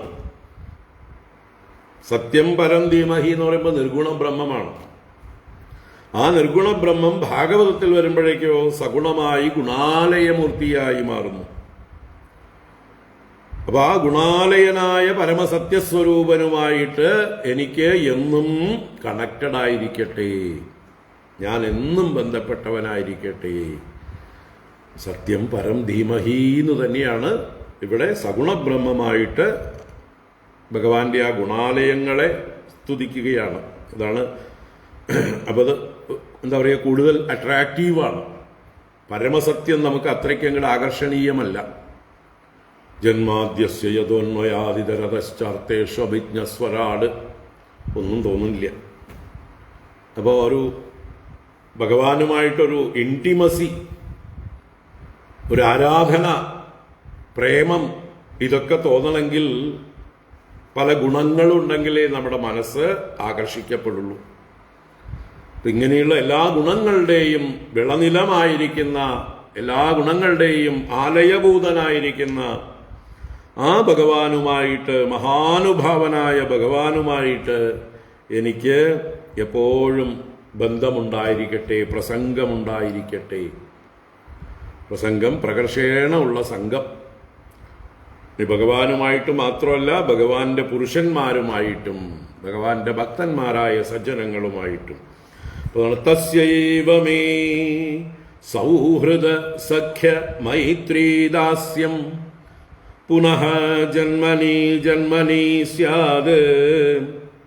തസ്യൈവ അവന്റെ നേർക്ക് തന്നെ എന്നർത്ഥം. അല്ലെങ്കിൽ അവന്റെ സംബന്ധിയായ എനിക്ക്, അവനോട് പ്രിയപ്പെട്ടവനായ എനിക്ക് പുനഃ ജന്മനി ജന്മനി, ഇനി വരുന്ന ജന്മങ്ങളിലെല്ലാം, ജന്മജന്മാന്തരേബി തത്പാദാംബോരുഹയുഗഗതാ നിശ്ചലാ ഭക്തിരസ്തു. ഈ ആശയം മറ്റേ കുലശേഖര പെരുമാൾ പാടിയപ്പോൾ അങ്ങനെയായി. അപ്പൊ പുനഃ ജന്മനി ജന്മനി, ഇനിയും വരുന്ന എല്ലാ ജന്മങ്ങളിലും സൗഹൃദ സഖ്യ മൈത്രി, ആ ഭഗവാനോട് തന്നെ സൗഹൃദം. ഇപ്പൊ ഈ ജന്മത്തിൽ ഭഗവാനെ സുഹൃത്തായിട്ട് കിട്ടി സാന്ദീപനി ഗുരുകുലത്തിൽ വെച്ചിട്ട്. ആ സൗഹൃദം അദ്ദേഹം ഇന്നും പരിപാലിച്ചുകൊണ്ടിരിക്കുന്നു, നഷ്ടപ്പെട്ടിട്ടില്ല. എന്നും ഒരേപോലെ സുഹൃത്തായിരിക്കുന്നു ഭഗവാൻ. യഥാർത്ഥ സുഹൃത്ത്, സൗഹൃദം എന്നൊക്കെ പറഞ്ഞാൽ എന്താണ്? നല്ല വെൽവിഷറായിരിക്കുക എന്നാണ്. നല്ല ഹൃദയമുള്ളവനെയാണ് സുഹൃത്ത് എന്ന് പറയുന്നത്. സുഷ്ടു ഹൃദയം അസ്യ, സുഷ്ടുവായ ഹൃദയം അവനുണ്ട്, അത് അവനാണ് സുഹൃത്ത്. നല്ല ശോഭനമായ ഹൃദയം. അപ്പൊ എന്താണ് ശോഭനമായ ഹൃദയം? തൻ്റെ സുഹൃത്തിന് നന്മയുണ്ടാകണം എന്നുള്ള കരുതൽ. അല്ലാതെ ആ സുഹൃത്ത് എന്നും തൻ്റെ കൂടെ ചുറ്റിപ്പറ്റി നിൽക്കണം, താനുമായി ബന്ധപ്പെട്ട് തന്നെ ഡിപ്പെൻഡൻ്റായിട്ടിരിക്കണം, അല്ലേ? എന്നെ വിട്ടുപോകാൻ പാടില്ല, എപ്പോഴും എൻ്റെ ഡിപ്പെൻഡൻ്റായിരിക്കണം എന്നാണ് നമ്മളൊക്കെ മമത കൊണ്ട് ചിന്തിക്കുക. നല്ല സുഹൃത്തുക്കളൊക്കെ ഉണ്ടെങ്കിൽ നമ്മൾ പൊസസീവ് ആവും, എന്നെ വിട്ടുപോകാൻ പാടില്ല. അപ്പോൾ അയാൾ എവിടേക്കെങ്കിലും ദൂരേക്കൊക്കെ പോകുമ്പോൾ നമുക്ക് സങ്കടമാവും, അല്ലെങ്കിൽ പറ്റുമെങ്കിൽ എന്തെങ്കിലും പാര വെച്ച് പോകാതെയാക്കും. അത് ബന്ധുക്കളാവാം, ഏതു തരത്തിലുള്ള റിലേഷൻസും ആവാം. നമുക്ക് സഹായികളായിട്ടുള്ള ആളുകളാണ് അവർ. നമ്മുടെ കൂടെ ഉണ്ടെങ്കിൽ നമുക്ക് പല സൗകര്യങ്ങളുണ്ട്, എപ്പോഴും നമ്മളെ സഹായിച്ചുകൊണ്ടേയിരിക്കും. ധനം കൊണ്ടാവാം, കായികമായിട്ടാവാം, മറ്റു ബലങ്ങളായിട്ടാവാം. പല കാരണങ്ങളെ കൊണ്ടും നമുക്ക് സഹായിക്കുന്ന ആളുകളെ നമുക്ക് ദൂരേക്ക്, നമ്മുടെ എന്താ പറയുക, ദൃഷ്ടിയിൽ നിന്ന് അകലേക്ക് പോകുന്നത് ഇഷ്ടമല്ല. അവരെപ്പോഴും നമ്മുടെ കൂടെ ഉണ്ടാവണം, നമ്മുടെ ഡിപ്പെൻഡൻ്റായിട്ടിരിക്കുകയാണ് നമുക്ക് കൂടുതൽ ഇഷ്ടം. എന്നുവെച്ചാൽ അവർ പോയില്ലല്ലോ, നമ്മളെ ഡിപ്പെൻഡൻ്റ് ആണല്ലോ. എന്നാൽ യഥാർത്ഥ സുഹൃത്ത് ഒരാളെ പൂർണ്ണ സ്വതന്ത്രനാക്കുകയാണ് ചെയ്യുക. തൻ്റെ അടിമയോ തൻ്റെ ഡിപ്പെൻഡൻ്റോ ആക്കി നിർത്താതെ അയാൾക്ക് സ്വന്തം കാലിൽ നിൽക്കാൻ, ഞാനില്ലെങ്കിലും എൻ്റെ അഭാവത്തിലും അയാൾ സ്വന്തം കാലിൽ നിൽക്കാറാവണം. അയാൾ എവിടെ പോയാലും സുഖമായിട്ടിരിക്കണം. ഈ ചിന്ത വേണം. അപ്പോൾ സുഹൃത്തിനോട് സ്നേഹത്തിന് കുറവൊന്നും ഉണ്ടായിട്ടല്ല, അദ്ദേഹത്തിന് കൂടുതൽ സൗകര്യവും സ്വാതന്ത്ര്യവും കൊടുക്കാൻ വേണ്ടിയിട്ടുള്ള ചിന്ത. അദ്ദേഹം സ്വന്തം കാലിൽ നിന്ന് സന്തോഷമായിട്ടിരിക്കണം. എത്ര ദൂരെ പോയാലും എൻ്റെ ഉള്ളിലുള്ള സൗഹൃദം കുറയില്ല, അവരുടെ ഉള്ളിലും സൗഹൃദം കുറയില്ല.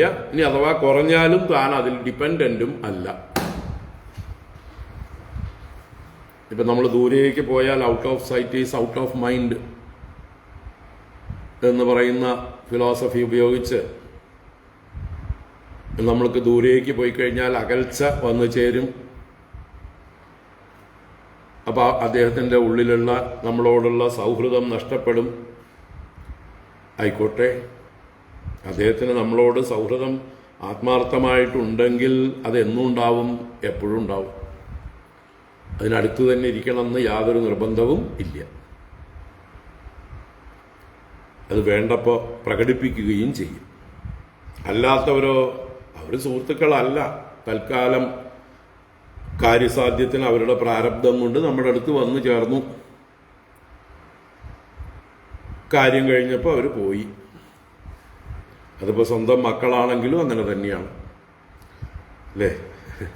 കാര്യം കഴിഞ്ഞു, അവർ പോയി.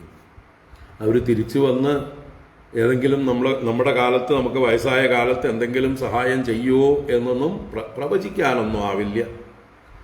അങ്ങനെ ഉണ്ടായാൽ അവരുടെ ഉള്ളിൽ ആ സൗഹൃദം, ആ നന്മ, ആ കൃതജ്ഞത എല്ലാം സൂക്ഷിക്കുന്നു.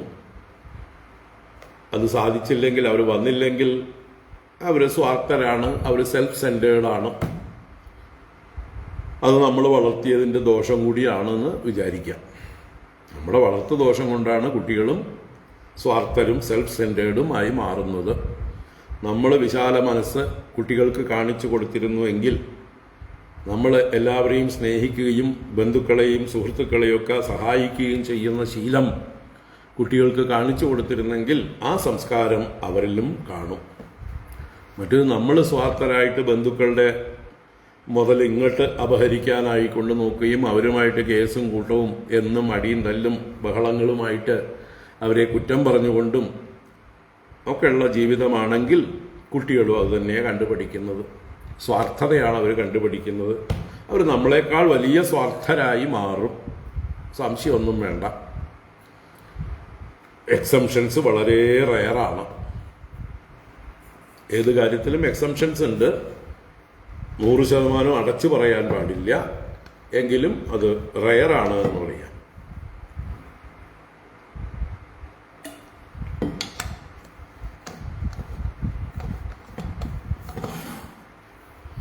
അതുകൊണ്ട് നമ്മുടെ സുഹൃത്തുക്കളാകട്ടെ, ബന്ധുക്കളാകട്ടെ, നമ്മുടെ മക്കളാവട്ടെ, നമ്മൾക്ക് ഒരാവശ്യം ഉണ്ടാകുമ്പോൾ ഓടി വന്ന് സഹായിക്കാൻ അവർക്ക് തോന്നണമെങ്കിൽ നമ്മളത് കാണിച്ചു കൊടുത്തിരിക്കണം.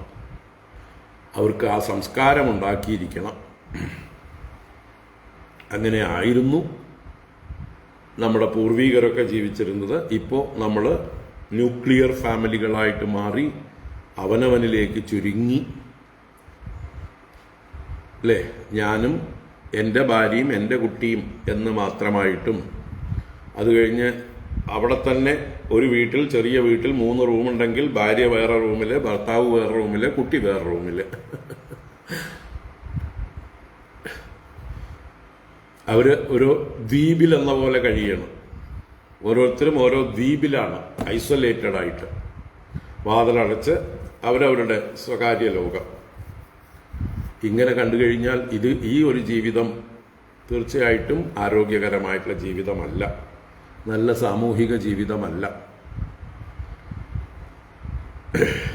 അടുത്തുള്ള ഫ്ലാറ്റിൽ ആരാണുള്ളത് എന്ന് പോലും അറിയാത്ത എത്രയോ ആൾക്കാരുണ്ട് അല്ലേ. വലിയ വലിയ ഫ്ലാറ്റ് സമുച്ചയങ്ങളിൽ ജീവിക്കുന്ന ആളുകൾക്ക് ഇവിടെ നമ്മുടെ ഫ്ലാറ്റ് നമ്പർ 101 ആണെങ്കിൽ അതിൻ്റെ ഓപ്പോസിറ്റ് 102 ആണെങ്കിൽ 102 ആരാ ഉള്ളത് അറിയില്ല.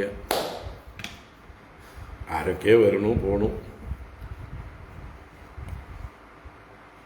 ഇങ്ങനെയാണ് ഇന്ന് മാറിക്കൊണ്ടിരിക്കുന്നത്.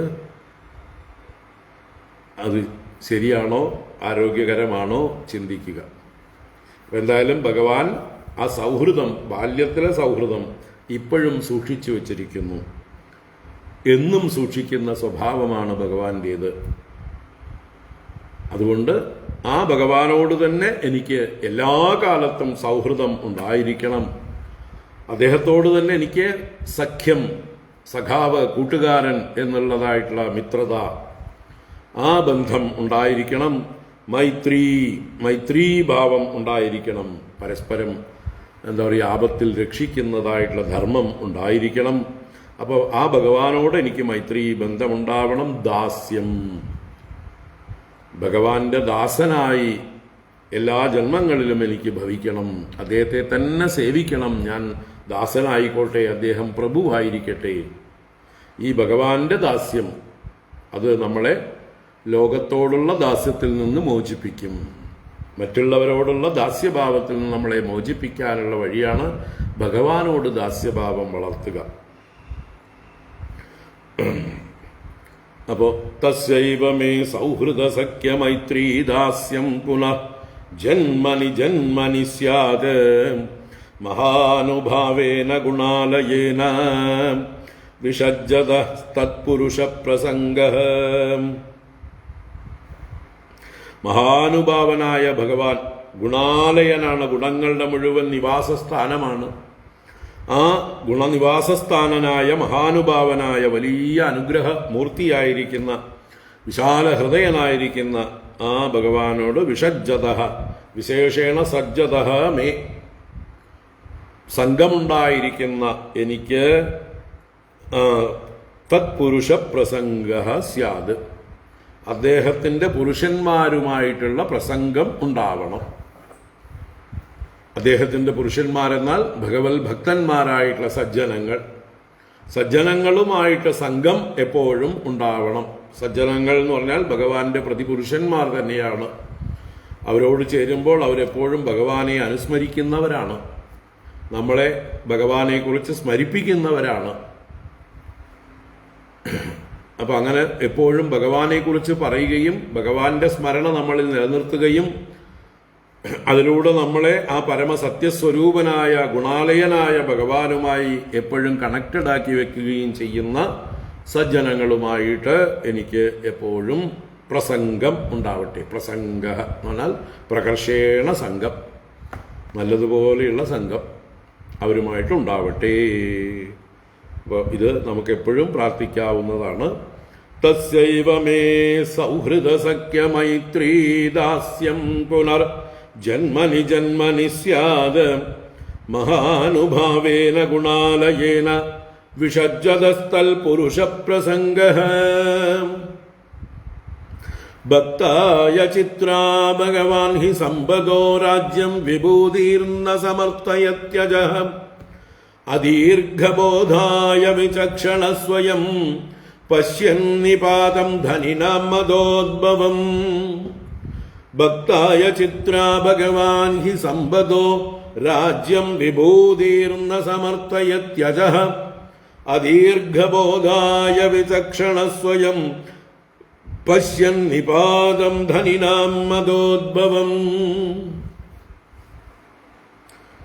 ആ ഭഗവാൻ സർവജ്ഞനും സർവശക്തനും ഐശ്വര്യ പരിപൂർണനുമായിട്ടുള്ള ആ ഭഗവാൻ ധനിനാം മദോദ്ഭവം നിപാതം പശ്യന്.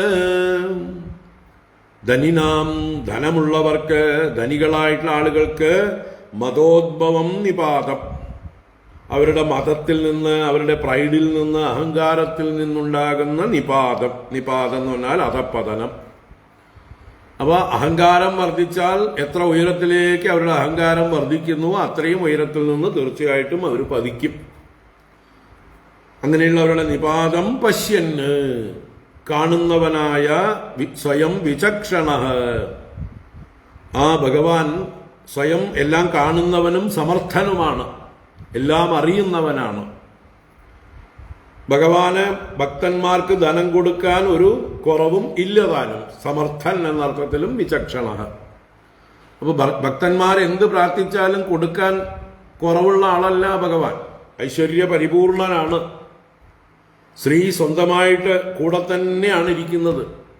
അംഗാസംഗാ സദാ ശ്രീഹി.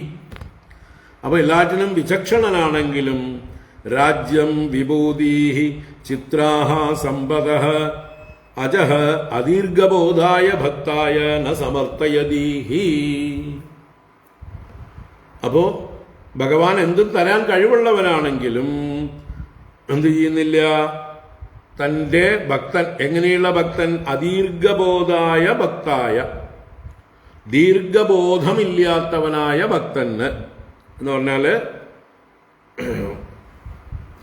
കാര്യങ്ങളെക്കുറിച്ച് വേണ്ട പോലെ വിവേചനമില്ലാത്ത, വീക്ഷണമില്ലാത്ത, ദീർഘവീക്ഷണമില്ലാത്ത അല്പബുദ്ധിയായ ഭക്തന്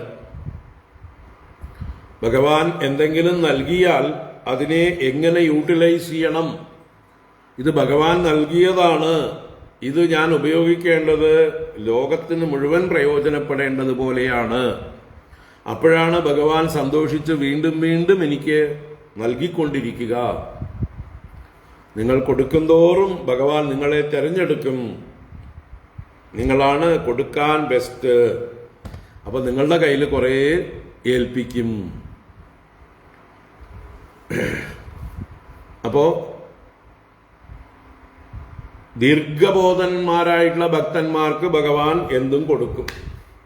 അദീർഘബോധായ ഭക്തായ ന സമർത്ഥയതീഹി, അദ്ദേഹം സമർത്ഥിക്കുന്നില്ല, അഥവാ ദാനം ചെയ്യുന്നില്ല, നൽകുന്നില്ല. നിശ്ചയം എന്തൊക്കെ? രാജ്യം, രാജ്യത്തെ നൽകുന്നില്ല. വിഭൂതീഹി, മറ്റ് പല വിഭൂതികൾ, ഐശ്വര്യങ്ങളെ നൽകുന്നില്ല. ചിത്രാഹ സമ്പതഃ, പല പ്രകാരത്തിലുള്ളതായിട്ടുള്ള സമ്പത്തുകൾ, അല്ലേ? പശു, പുത്രന്മാര്, ധാന്യം, മറ്റു ധനങ്ങള്, ഗൃഹങ്ങള്, ഭൂമികള്, ആന, കുതിര, ഇതൊക്കെ ചിത്രാഹ സമ്പത, വിചിത്രങ്ങളായ സമ്പത്തുക്കൾ. അതിനെയൊന്നും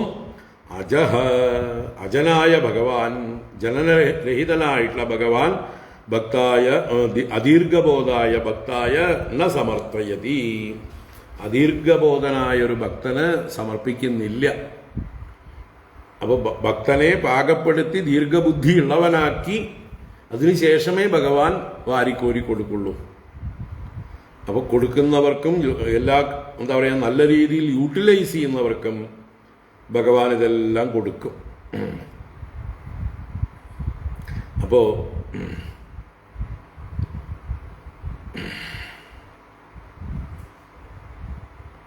ഇവിടെ ഭഗവാൻ കുചേലന് ധാരാളമായിട്ട് സമ്പത്ത് കൊടുത്തിട്ടുണ്ട്. അതിൽ കുചേലന് അല്പം പരിഭവമുണ്ടോ, എനിക്കെന്തിനാ അത്രയൊക്കെ തന്ന്, ഞാൻ അത്ര അദീർഘബുദ്ധിയൊന്നും അല്ല എന്ന ഒരു വിനയം കൂടി ഉണ്ടാവാം. എന്തായാലും ആ ഒരു അറിവ് തന്നെ അദ്ദേഹത്തെ രക്ഷിക്കും. തീർച്ചയായിട്ടും ഭഗവാൻ കൊടുത്തതിനെയെല്ലാം ധാർമ്മികമായി വിനിയോഗിക്കാൻ അദ്ദേഹത്തിന് കഴിയും എന്നർത്ഥം.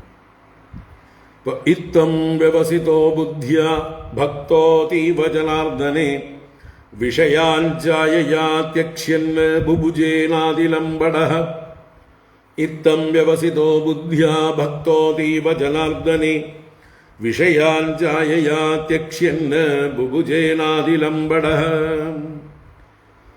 ബുദ്ധ്യാ ഇത്തം വ്യവസിതഃ, ബുദ്ധി കൊണ്ട് ഇപ്രകാരം നിശ്ചയിച്ചവനായിട്ട് കുചേലൻ നിശ്ചയിച്ചു. ഇതൊക്കെയാണ് ഭഗവാന്റെ അനുഗ്രഹ കളികൾ എന്ന് നിശ്ചയിച്ച് ഭക്തഃ അതീവ ജനാർദ്ദനെ, ജനാർദ്ദനെ അതീവ ഭക്തഃ, ജനാർദ്ദനനിൽ അഥവാ ശ്രീകൃഷ്ണ ഭഗവാനിൽ വർദ്ധിച്ച ഭക്തിയോടുകൂടിയവനായിട്ട്, ബുദ്ധി കൊണ്ട് ഇപ്രകാരം നിശ്ചയിച്ചവനായിട്ട്, വിഷയാൻ ത്യക്ഷ്യ, വിഷയങ്ങളെ ത്യജിക്കുന്നവനായിട്ട്, എന്നുവെച്ചാൽ അത്യാവശ്യം വേണ്ട വിഷയങ്ങളെ മാത്രം അനുഭവിച്ചുകൊണ്ട് കിട്ടിയതെല്ലാം ഭുജിക്കുന്ന സ്വഭാവം ഇല്ല.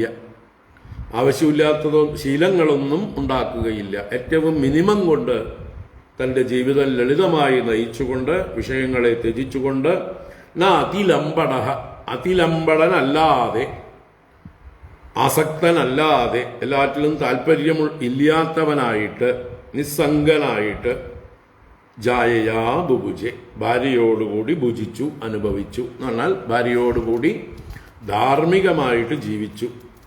ഭഗവാൻ കൊടുത്തതിനെയൊക്കെ വേണ്ട പോലെ മറ്റുള്ളവർക്കും പങ്കുവെച്ച് ദാനാദികൾ ചെയ്തുകൊണ്ട് ഉപയോഗിച്ചു. അങ്ങനെയുള്ള കുചേലന്റെ കഥ ഉപസംഹരിക്കുകയാണ്.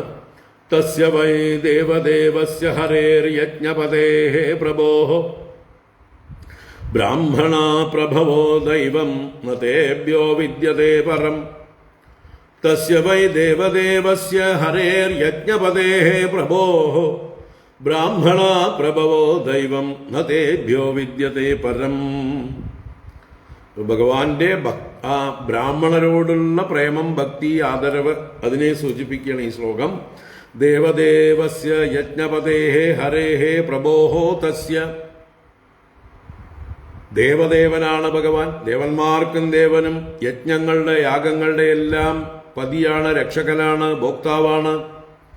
അങ്ങനെയുള്ള ഹരേഹേ പ്രഭോഹോ, ഹരിയുമായിരിക്കുന്ന ആ പ്രഭുവായ സ്വാമിയായ തസ്യ, അവന് ബ്രാഹ്മണാഃ പ്രഭവഃ ദൈവം. ബ്രാഹ്മണർ പ്രഭുക്കളും ദൈവവുമാകുന്നു. ഇപ്പൊ ഭഗവാൻ വാസ്തവത്തില് എല്ലാവരുടെയും മുകളിലാണ്. ദേവദേവനാണ്, യജ്ഞപതിയാണ്, പ്രഭുവാണ്, എല്ലാം തന്നെയാണ്. എങ്കിലും ഭഗവാൻ ബ്രാഹ്മണരെ തനിക്കും ഉപരിയാണ് പ്രതിഷ്ഠിച്ചിരിക്കുന്നത്. ബ്രാഹ്മണാഃ പ്രഭവഃ ദൈവം. ബ്രാഹ്മണരാണ് ഭഗവാന് പ്രഭുക്കളും ഭഗവാന് ദൈവവും ആയിരിക്കുന്നത്. ഉത്തമന്മാരായ ആ മഹാത്മാക്കളാണ് ഈ ലോകത്തിൽ സദാചാരത്തെ നിലനിർത്തുന്നത്. ആ സദാചാരത്തെ നിലനിർത്തുന്ന മഹാത്മാക്കളാണ് ഏറ്റവും ശ്രേഷ്ഠന്മാർ എന്ന് ഇവിടെ സ്ഥാപിക്കുകയാണ്. ഭഗവാന് പോലും പ്രിയപ്പെട്ടവരവരാണ്. വേദശാസ്ത്രങ്ങൾ സ്വയം പഠിക്കുകയും മറ്റുള്ളവർക്ക് പഠിപ്പിച്ചു കൊടുക്കുകയും വൈദിക ധർമ്മത്തെ ലോകത്തിൽ പ്രചരിപ്പിക്കുകയും ആചരിക്കുകയും നിലനിർത്തുകയും ചെയ്യുന്ന അങ്ങനെയുള്ള ആളുകളെയാണ് ബ്രാഹ്മണർ എന്ന് പറയുന്നത്. അല്ലാതെ ഏതെങ്കിലും ശാപ്പാട്ടുരാമന്മാരെ അല്ല, തോന്നിയവാസികളായി നടക്കുന്ന ആളുകളെ അല്ല ഇവിടെ പറഞ്ഞിരിക്കുന്നത്. അങ്ങനെയുള്ള മഹാത്മാക്കളെ ഭഗവാൻ തനിക്കും ഉപരിയായിട്ടാണ് കരുതിയിരിക്കുന്നത്. അപ്പോ ബ്രാഹ്മണ പ്രഭവഃ ദൈവം തേഭ്യഃ പരം ന വിദ്യതേ. തേഭ്യഃ പരം, അവർക്കും മുകളിലായിട്ട് ഉപരിയായിട്ട് ശ്രേഷ്ഠമായിട്ട് ന വിദ്യതേ, വേറെ ആരും കാണുന്നില്ല. ഭഗവാൻ ഏറ്റവും ഉയരത്തിൽ പ്രതിഷ്ഠിച്ചിരിക്കുന്നത് ഇതുപോലെയുള്ള ജ്ഞാനികളായ സദാചാരത്തിൽ ലോകത്തെ നയിക്കുന്നവരായ മഹാപുരുഷന്മാരെയാണ്. ഏവം സ വിപ്രോ ഭഗവൽ സുഹൃത്തദാ ദൃഷ്ട്വാ സ്വഭൃത്യൈരജിതം പരാജിതം തദ്ധ്യാനവേഗോദ്ഗ്രഥിതാത്മബന്ധനഃ തദ്ദാമലേഭേ ചിരതഃ സതാംഗതിം.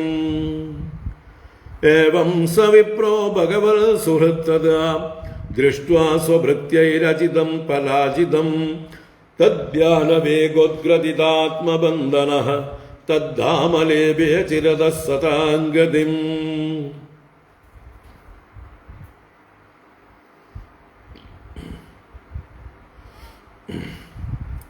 ഇപ്പോ ഭഗവൽ സുഹൃത്ത് സഹ വിപ്രഹ, ഭഗവാന്റെ സുഹൃത്തായ ആ ബ്രാഹ്മണോത്തമൻ കുചേലൻ, ഏവം അജിതം സ്വഭൃത്യൈഃ പരാജിതം ദൃഷ്ട്വാ, ഏവം ഇപ്രകാരം അജിതനായ ഭഗവാനെ, ആരാലും ജയിക്കപ്പെടാത്ത ഭഗവാൻ, സ്വഭൃത്യൈഃ പരാജിതം ദൃഷ്ട്വാ, ഭഗവാന്റെ ഭക്തന്മാരാൽ പരാജയപ്പെടുത്തുന്നതായിട്ട് കണ്ടിട്ട്, എന്ന് വെച്ചാലോ ഭഗവാന്റെ ഭക്തപരാധീനതയെ കണ്ടിട്ട്. ഭഗവാൻ തന്നെ സ്വയം പറയുന്നുണ്ട്, അഹം ഭക്തപരാധീനഃ, ഞാൻ ഭക്തന്റെ കീഴിലാണ്, പരാധീനതയിലാണ്. അവരാജ്ഞാപിക്കുന്നത് ഞാൻ ചെയ്യുന്നു, അവരുടെ രക്ഷയ്ക്ക് വേണ്ടി അവരുടെ രക്ഷകനായി ഞാൻ പ്രവർത്തിക്കുന്നു. അവരുടെ ഇച്ഛയാണ് എൻ്റെ ഇച്ഛ. ഇങ്ങനെ ഭക്തപരാധീനതയെ ഭഗവാൻ പല പ്രാവശ്യവും കാണിച്ചു. അത് തന്നെയാണ് ഇവിടെ അജിതനായ, ആരാലും ജയിക്കപ്പെടാത്ത ഭഗവാൻ ഭക്തന്മാരാൽ ജയിക്കപ്പെടുന്നത് കണ്ടിട്ട്, എന്ന് പറഞ്ഞാലോ കുചേലൻ തന്റെ തന്നെ ഭക്തി കൊണ്ട് ഭഗവാൻ പ്രസാദിച്ചിരിക്കുന്നതും തനിക്ക് ചെയ്ത അനുഗ്രഹത്തെയും എല്ലാം കണ്ടിട്ട്, പരാജിതം ദൃഷ്ട്വാ തദ്ധ്യാന വേഗോദ്ഗ്രഥിതാത്മബന്ധനഃ അചിരതഃ സതാംഗതിം തദ്ധാമലേഭേ. തദ്ധ്യാന വേഗ ഉദ്ഗ്രഥിത ആത്മബന്ധനഃ, തദ്ധ്യാനം എന്ന് പറഞ്ഞാൽ ആ ഭഗവാനെ തന്നെ ധ്യാനിച്ച്, ഈ ഭഗവാനെ തന്നെയാണ് ധ്യാനിക്കേണ്ടത് എന്ന് നല്ല ഉറപ്പായി. തസ്യൈവ മേ സൗഹൃദ സഖ്യ മൈത്രീ ദാസ്യം പുനർജന്മനി ജന്മനി സ്യാദ് എന്ന് പ്രാർത്ഥിച്ചത് ആ ഭഗവാനെ തന്നെ നിരന്തരം ധ്യാനിക്കണം. അപ്പൊ അങ്ങനെ തദ്ധ്യാനം, ആ വേഗം കൊണ്ട്, ധ്യാനവേഗം, ധ്യാനത്തിന്റെ ശക്തി, ആ ധ്യാനശക്തി കൊണ്ട് ഉദ്ഗ്രഥിത ആത്മബന്ധനഃ, ഉദ്ഗ്രഥിതം കെട്ടുകൾ പൊട്ടിച്ച്, ഗ്രഥനം, ഗ്രന്ഥം, ഗ്രന്ഥി ഒക്കെ കെട്ടുകളാണ്. അപ്പോൾ ഹൃദയഗ്രന്ഥിയെ പൊട്ടിച്ച് അവിദ്യ, കാമം, കർമ്മം എന്നിങ്ങനെയുള്ള കെട്ടുകൾ പണഞ്ഞു കിടക്കുന്നുണ്ട് നമ്മുടെയൊക്കെ ഉള്ളില്. ആ കെട്ടുകളെ പൊട്ടിച്ച്, അതാണ് ഉദ്ഗ്രഥിത ആത്മബന്ധന, തന്റെ ആ ബന്ധനത്തെ, തന്നെ ബന്ധിച്ചിരുന്ന ഗ്രന്ഥികളെ പൊട്ടിച്ചിട്ട് ഭിദ്യതേ ഹൃദയഗ്രന്ഥി ഛിദ്യന്തേ സർവസംശയാ ക്ഷീയന്തേ ചാസ്യ കർമാണി തസ്മിൻ ദൃഷ്ടേ പരാപരേ. ഉപനിഷത്തും ഭാഗവതത്തിന്റെ ആദ്യത്തിലും പറഞ്ഞു, തസ്മിൻ പരാപരേ ദൃഷ്ടേ. ആ പരാപരൻ, എല്ലാമായിരിക്കുന്ന, പരവും അപരവുമായിരിക്കുന്ന ആ ഭഗവാനെ ദർശിക്കുന്ന മാത്രയിൽ ഭിദ്യതേ ഹൃദയഗ്രന്ഥി, നമ്മളെ ബന്ധിച്ചിരിക്കുന്ന അവിദ്യ, കാമം, കർമ്മം എന്നുള്ള കെട്ടുകൾ പൊട്ടുന്നു, സർവസംശയങ്ങളും നശിക്കുന്നു. ഛിദ്യന്തേ സർവസംശയാ ക്ഷീയന്തേ ചാസ്യ കർമാണി, അയാളുടെ ആഗാമി പ്രാരബ്ധം, സഞ്ചിതം മുതലായ കർമ്മങ്ങളും എല്ലാം നശിച്ച് മുക്തനായിത്തീരുന്നു. ഇവിടെയും അതുപോലെ തദ്ധ്യാനവേഗ ഉദ്ഗ്രഥിത ആത്മബന്ധന അചിരത, അധികം താമസിയാതെ സതാംഗതിം തദ്ധാമ, സജ്ജനങ്ങൾക്കെല്ലാം ലക്ഷ്യമായ പ്രാപ്യസ്ഥാനമായ ഭഗവാന്റെ ധാമത്തെ, ആ വൈകുണ്ഠലോകത്തെ എന്നൊക്കെ പറയാം, ആ ഭഗവത് സ്ഥാനത്തെ ലഭിച്ചു, പ്രാപിച്ചു. അപ്പൊ കുചേലൻ ഭഗവാനെ തന്നെ ധ്യാനിച്ചുകൊണ്ട് ധാർമ്മികമായ രീതിയിൽ, മിതമായ അല്ലെങ്കിൽ ലളിതമായ രീതിയിൽ ജീവിച്ച് അല്പം പോലും അഭിമാനമോ അഹങ്കാരമോ ഇല്ലാതെ പരിപൂർണമായ ഭഗവത് സമർപ്പണത്തോടുകൂടി ജീവിച്ച് ഭഗവാനെ തന്നെ ധ്യാനിച്ച് എല്ലാ അജ്ഞാന ബന്ധനവും പൊട്ടിച്ച് മുക്തനായി തീർന്നു, ഭഗവത് പദത്തെ പ്രാപിച്ചു. ഇങ്ങനെ കുചേലന്റെ കഥ പൂർണ്ണം. അടുത്ത ശ്ലോകം ആ ഫലശ്രുതിയാണ്. ഏതദ് ബ്രഹ്മണ്യദേവസ്യ ശ്രുത്വാ ബ്രഹ്മണ്യതാം നരഃ ലബ്ധഭാവോ ഭഗവതി കർമ്മബന്ധാദ് വിമുച്യതേ. ഏതദ് ബ്രഹ്മണ്യദേവസ്യ ശ്രുത്വാ ബ്രഹ്മണ്യതാം നരഃ ലബ്ധഭാവോ ഭഗവതി കർമ്മബന്ധാദ് വിമുച്യതേ. ബ്രഹ്മണ്യദേവസ്യ, ബ്രാഹ്മണരെ തന്നെ ദേവനായി കരുതുന്നവനായ ഭഗവാന്റെ ബ്രഹ്മണ്യതാം ഏതത് ശ്രുത്വാ, ആ ബ്രാഹ്മണ ഭക്തിയെ സൂചിപ്പിക്കുന്ന, ബ്രാഹ്മണരോടുള്ള പ്രേമത്തെ സൂചിപ്പിക്കുന്ന ഈ കഥയെ കേട്ടിട്ട്, ഭഗവാന് ബ്രാഹ്മണര് എത്ര പ്രിയരാണ് എന്ന് കേട്ടിട്ട്, നരഹ ഭഗവതി ലബ്ധഭാവഃ, അത് കേൾക്കുന്ന നരൻ, മനുഷ്യൻ ഭഗവാനിൽ ഭക്തിഭാവം ലഭിച്ചവനായിട്ട്, ഭഗവാനോട് പ്രേമം വളർന്നവനായിട്ട്, കർമ്മബന്ധാത് വിമുച്യതേ, കർമ്മബന്ധത്തിൽ നിന്ന് മുക്തനായിത്തീരുന്നു. ഈ കുചേലനെ പോലെ തന്നെ എല്ലാ കർമ്മബന്ധനങ്ങളിൽ നിന്നും മുക്തരായിത്തീരുന്നു. ഈ കുചേലന്റെ കഥ കേൾക്കുന്നത് ഭഗവാന്റെ കാരുണ്യം, വാത്സല്യം, ഭഗവാന്റെ എന്താ പറയുക, എങ്ങനെയാണ് ഭക്തനെ അനുഗ്രഹിക്കണത്, ഈ ഇതെല്ലാം മനസ്സിലാക്കിക്കൊണ്ട് ആ ഭഗവാനോടുള്ളതായിട്ടുള്ള ആദരവ് വർദ്ധിച്ച്, പ്രേമം വർദ്ധിച്ച്, നമ്മുടെ ഉള്ളിലും ആ ഭഗവാനോടുള്ളതായിട്ടുള്ള ഭക്തി വളരും. ആ ഭക്തി വളർന്നാലോ തീർച്ചയായിട്ടും അവന്റെ അന്ധകരണം ശുദ്ധമാകും. അന്ധകരണം ശുദ്ധമായാലോ തീർച്ചയായിട്ടും അവൻ ജ്ഞാനത്തിന് അധികാരിയായി തീരും.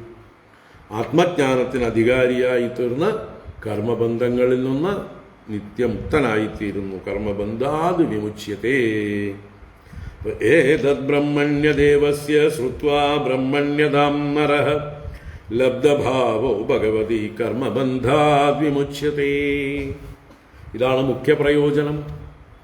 കുചേലോപാഖ്യാനം കേട്ടാൽ വീട്ടിൽ സമ്പത്തുണ്ടാവും എന്ന് പറയുന്നതിൻ്റെ അവാന്തര ഫലമാണ്, ബൈ പ്രോഡക്റ്റാണ്. അത് അർഹിക്കുന്നവർക്ക് ഭഗവാൻ അർഹിക്കുന്ന രീതിയിൽ നൽകും. എന്നാൽ ഈ കഥ കേൾക്കുന്നതിൻ്റെ പ്രധാന ഫലം എന്ന് പറഞ്ഞത് മോക്ഷം തന്നെയാണ്.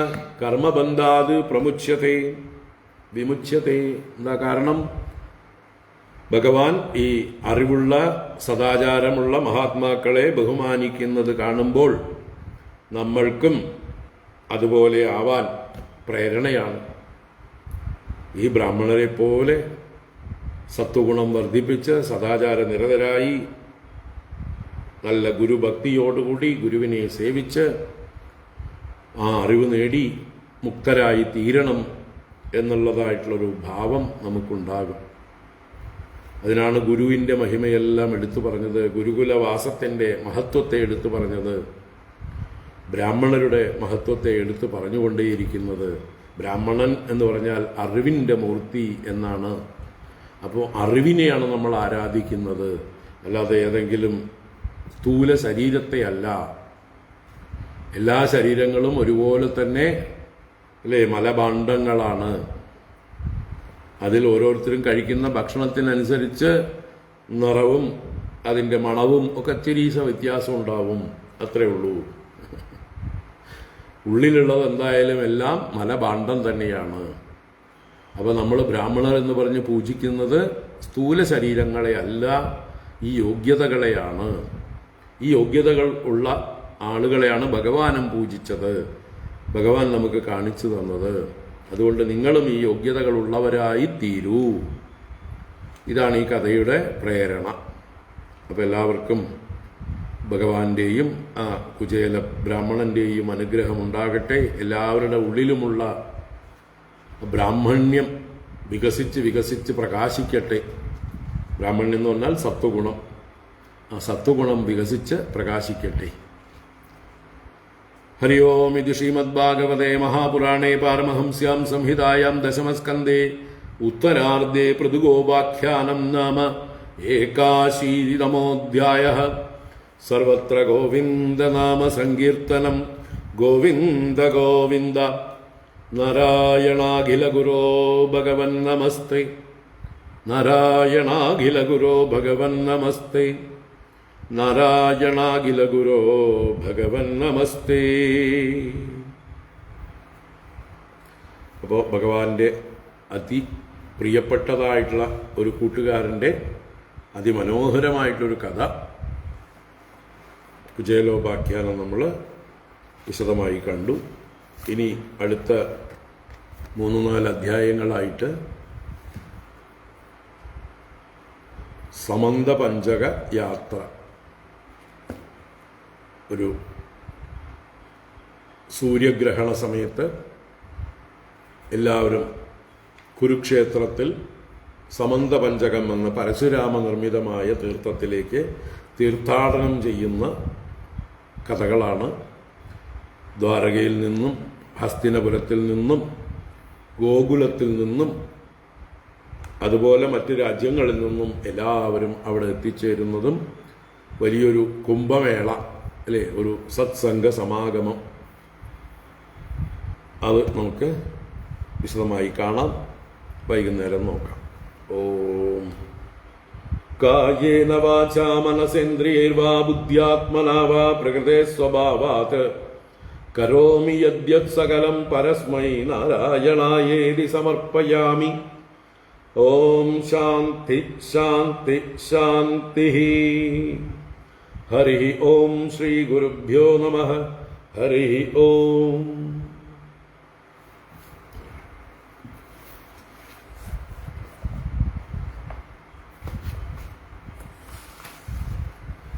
ഹരി ഓം. വൈകുന്നേരം നോക്കാം. ഹരി ഓം.